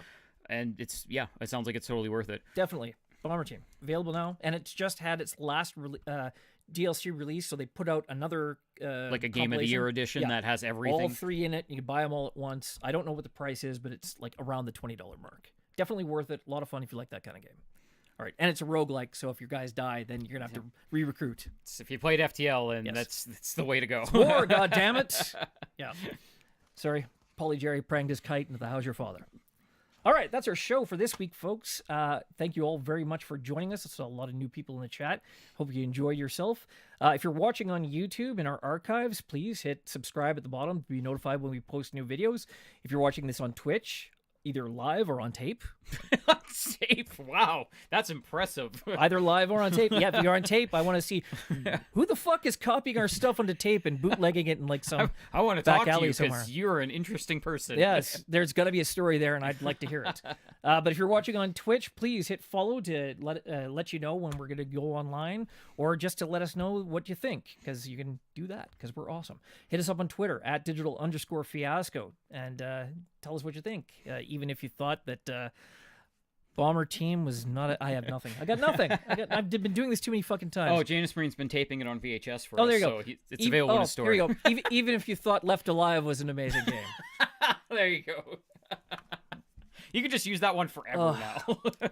Like, I'm so disappointed. I can't even explain to you. No. You're not. Don't launch into that.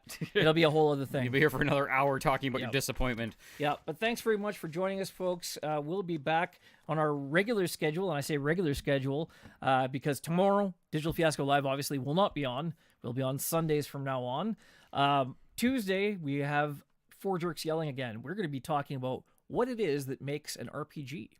And there's a lot of people who are just going, wow, this is going to be a topic that's going to take all of our fucking time. So, we're going to see how that goes. 4 Jerks Yelling so far has been definitely an interesting time. It's a lot less I have to write, and usually ends up being just as interesting. Oh, it's a forum discussion, so that's the way to go. I like that panel kind of discussion because you get the right people in the right room with the right topic, and it goes in directions you haven't even fucking considered. Yep. So I'm really hoping that I might be able to convince Daniel from Player's Guide to show up for Tuesday. Oh, I mean, he's a discussion guy, of course. He would be so good in that one in particular, like what makes an RPG. So anyway, Wednesday, this is Player's Guide off week, so they won't be back till the following Wednesday. But Thursday, Kelly and Albel will be back for Comic Sans, of course. 7 p.m. Central Time for them, 7 p.m. Central Time on Tuesday for 4 Jerks Yelling.